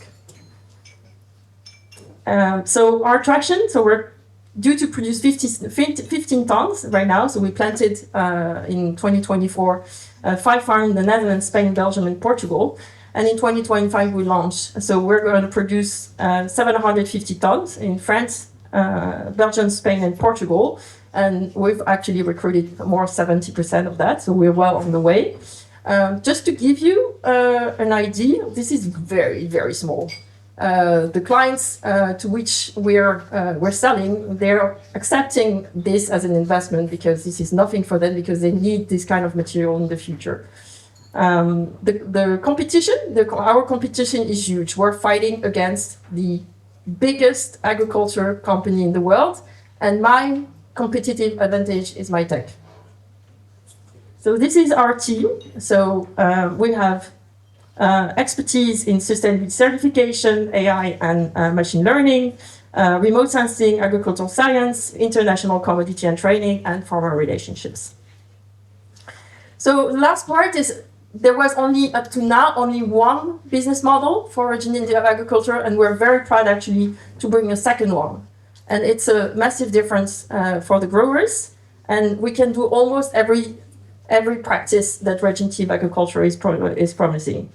I'd say except the last one, but 6 times the amount, well, 12 times the amount of income.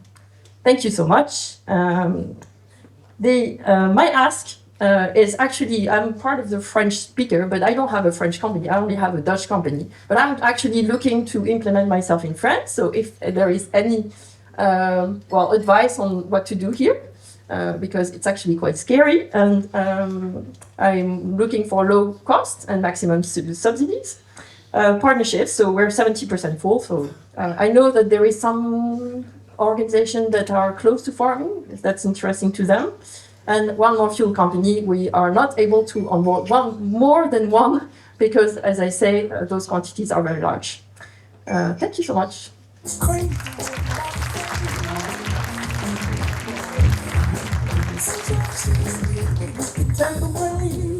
That's correct. All right. Now we're gonna take maybe just Question? Okay. just one thing, just 2 questions from the public, and then we move on to the next startup. So, who wants to go first? I think we have Fabien with the mic there.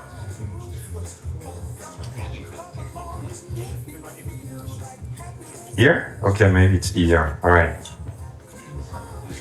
So how does this compare to more standard or conventional ways like elephant grass and like discounters? And what is your competitive advantage towards just turning land into complete feedstock?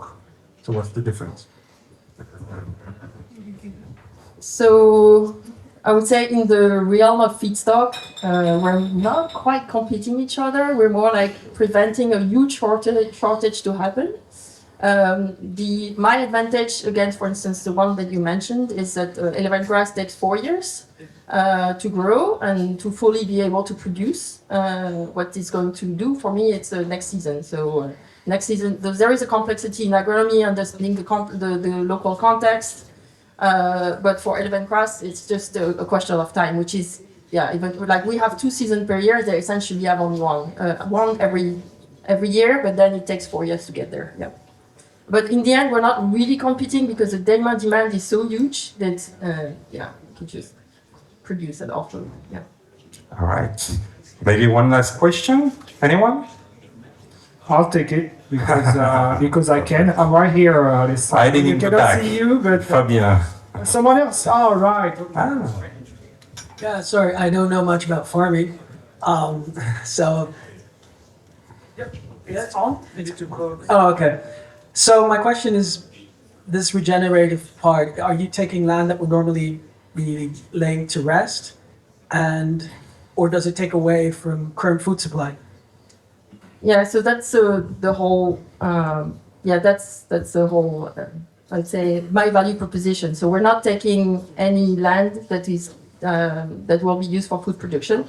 We're growing those things when there is nothing that grows on the field in winter. So in winter you don't have a lot of sunlight, so that's why nothing is really growing in the field, and we're using that season.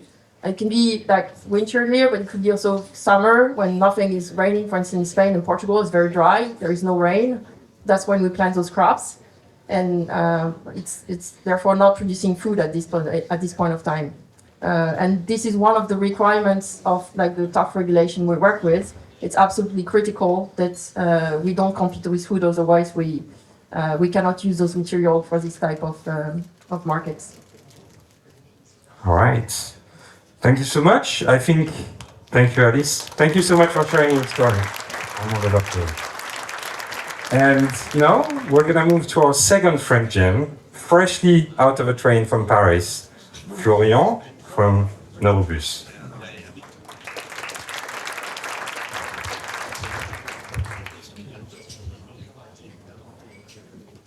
Hello everyone. Last but not least, I'm not going to make it too complex because I know like the bill are coming just after. So I'm going to present you Neurobus. So I'm Florian, I'm the CEO and founder. So what we are doing at Neurobus is we are doing onboard intelligence for autonomous systems. So we want to make autonomous systems that can be like a drone, a satellite or a car more smart using AI directly on board. And for that, we use like a specific kind of AI that is called neuromorphic, but I will explain you just after. But first, about the company. So Neurobus is a company that is based in Toulouse, in the south of France also, because it's a really like famous for aerospace there. And also in Paris for the AI hub. So what we want to do with Neurobus is really to connect these two ecosystems between AI in Paris and aerospace in Toulouse. So we position ourselves today as like a software development company and also hardware integrator. So we don't build the hardware, we assemble different hardware and we create like the intelligence that comes with it. So today we are fully bootstrapped. That's my second company, so I learned like some things on the first one. To create this deep tech company, we identified and there's some different like approaches that we could do. It's not necessarily like to go to investors right away because they will not necessarily like understand the technology very well because it's a very disruptive one. Instead, we will very validate the technology with our customers, with potential customers, and for that we generated like some proof of concept with 4 customers, 2 institutional and 2 industrial, that totalized like 600,000 like for 2024. So we are based also in Station F in Paris, as you know, and the part of like the incubator of European Space Agency in Toulouse. Yes. So the team, so it's me and my co-founder. So it's also like a PhD in neuromorphic engineering, along with also like some PhD in that sphere, and also with some hardware engineer. I will not go with all the names because I'm a bit limited on time, but they are like fantastic people. On the technology, so that's what I want to get to your head, but I don't want to overload you just after this night. So neuromorphic technology. So in a nutshell, it's a very, very disruptive technology. So it's 3 layers of innovation. It's a new generation of processors, a new generation of cameras, a new generation of machine learning models. This technology takes inspiration from biology, from human biology. So we will take inspiration from how the human body works, and we will try like to inspire from that to create like a new generation of hardware. So on that, what we can do, what this technology is all about, is about the energy. And if you remember, what we want to do is onboard intelligence. So if you want to make autonomous system very intelligent, we will need to have like a large AI model on board that consume a lot of energy. So we will put this technology because it consumes very, very like low power. So event-based camera. So we cannot see like the video very well, but here like normally like it's like a drone. Like we can detect like drone very accurately. So what's very cool also about the cameras is like we have like a very, very low latency up to like 100,000 frames per second. So it means you have a reaction time that is below the millisecond. So if like a fast movement is happening, you capture it very, very precisely. And one also good thing is about the power efficiency, as I mentioned before. And also like what's specific about this technology, it's called also events. So it will take only like motion in the scene. So if you point out a camera somewhere and nothing's happening, no data, no power. But if like something is going super fast and going like directly, you will capture it very like precisely and very accurately.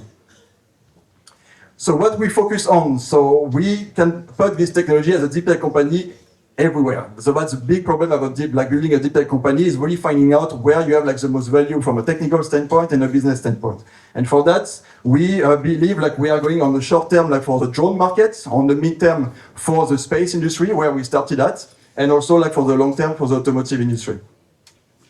So the business model in a nutshell, yes. So we license like the neuromorphic and the software, the operating system that we create directly for this onboard processing. And we also like sell like the custom solution that I will just show you just after.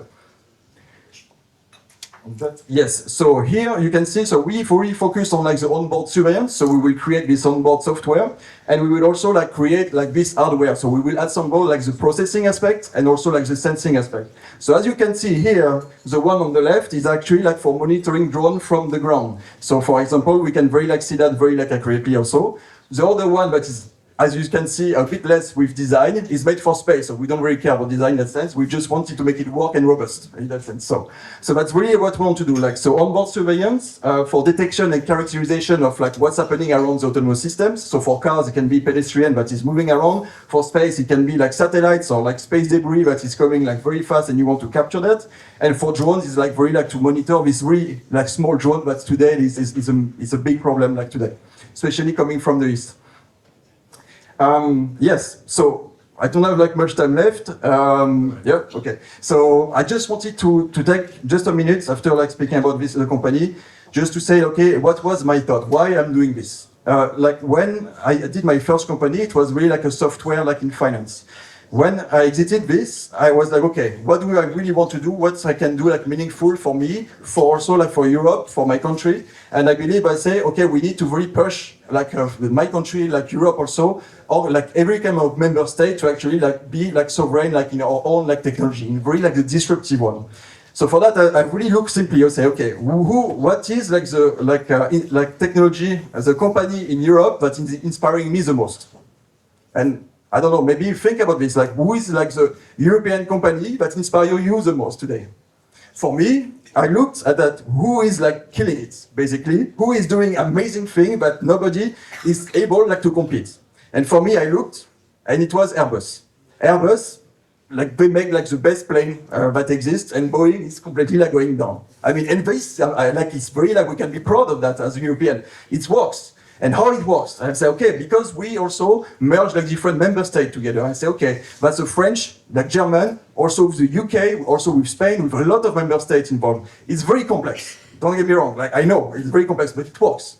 It gives me hope. It gives me like hope that we can actually build like great thing as European. And that's what I want to take inspiration for actually building this company.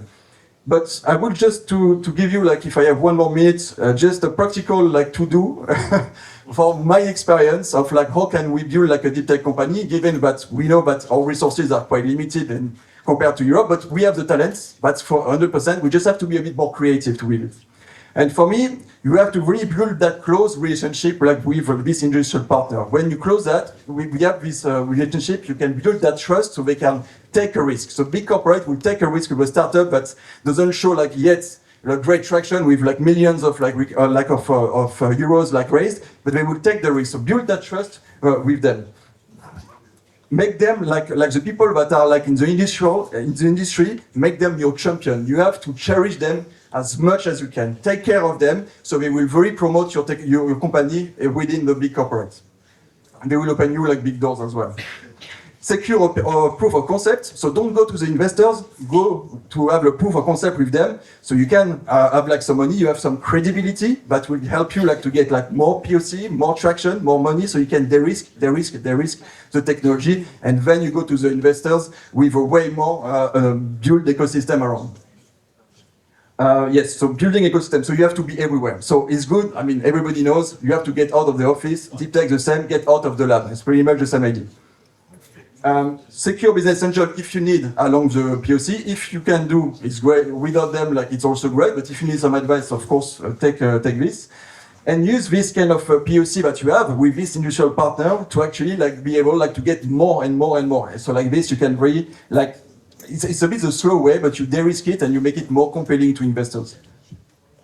So, so this I speak about anticipate delay for paying. Please, corporate, if you work with startup, make sure that you pay as much as well as you can, as like not with too much delay. It's big complicated. We are very grateful that also you trust us, but sometimes like in terms of cash flow, when you're taking a risk, it can be very complicated to deal with purchasing department of big companies. De-risk as much as you can, as I mentioned. So with all this POC and so on, and all the ecosystem that you're building around, you're making like your technology like de-risking. So the VC that has never heard about this, he will see the technology. Maybe he doesn't understand it, but he will see that all the ecosystem is built around with people and potential client paying for you, and then he will be like way more confident for you to actually like raise funds. Yeah, last but not least, for the last one, and continue building your prototype, de-risk with them, and actually only then when you have like a real prototype with that, will you go with the investors and you can go to the VC, and I think on that you will have like a way better valuation, we will have like way more means to actually like create huge, like I hope, future champions in Europe. And I think in deep tech, in Europe, we have quite the talents. Everybody say that. I completely agree. I think we need to be a bit creative because we have less funding, but I think we have the brain to do this, and I really believe in that. So thank you very much for your attention, and we see you a really good night. Thank you very much, everyone. All right, Florian, maybe what we do, I know we're a little bit tired, right? Let's take just one question, and Florian is staying afterwards, so you can ask more questions. So what's the question for Florian? I see in the back, maybe, Fabien?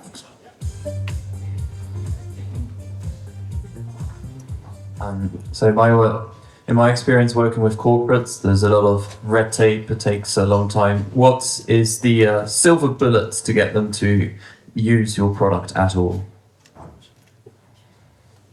Is it so? What is the super bullet to use like the product? The silver bullet. Yeah, I see. Okay, so for that you have to prove like actually that the technology like works and that you can build that trust. And from that, you can really like detect like what their needs are. And on that very technology, if you really find out exactly like the sweet spot on that POC and to convert it in pre-orders, which is like the dream of like every kind of detail company, is to have like this first trust that you can show enough value for them to continue engaging with resources and engineering from their team to actually help you and guide you like by the end like towards like what's the product they will be willing to pay. So you have to be extreme in like proving the value that you have during this kind of trial period that they give you. So that's yeah, it's a bit I don't know if I can answer your question, but it goes with like just proving like the best value that you can do, and also building the ecosystem around that will reassure them. But even like if the value is not right there, with the ecosystem around that believes in what you're doing, it will let them to actually go a bit further up. Amazing. Thank you, Florian. Thank you, everyone, for your attention. And no, Fabien, if you can join me on stage. Yeah, I am right here. Amazing. Okay. All right. It's the end. It's the end of the evening, right? All right, almost there for drinks. I think what we want to do is maybe take a little selfie. All right, shall we? Let's do do it, everyone. And make some noise there so we can see you. All right. All right, everyone. Yay! For AI for good. Thank you. Perfect. All right. Amazing. French Tech, maybe? Little more? Yes, yeah, please. good. All right, so thank you so much. I think we want to cheers to everyone. Thank you so much for taking the time to be there with us. I know it's a Thursday night and everybody's hungry, want to go to the bar to get some drinks. So we wrap it up. But before that, we want to say thank you to the French Tech for really co-organizing these events with us. And we want to share with them. We don't have our glasses right now because we've been running around like hell. We can just go back there, huh? We have you can use that after the event to process. Please yes, do. Please. And we want to thank again our special sponsors for tonight. Thank you so much for helping us. And also want to give a very special thank you to Samuel and also his team Océane and Ricardo, because they have done a fantastic job. Everything that you see here, they put everything together, they built the decor, the setup, etc. So really want to thank them for their time. So please, a huge round of applause for Sam. And finally, I want to also thank Canteen 25 for having us, and a massive thank you to all of you for taking the time tonight. Let's network, no? Let's have some drinks. Thank you so much. All right. All the time.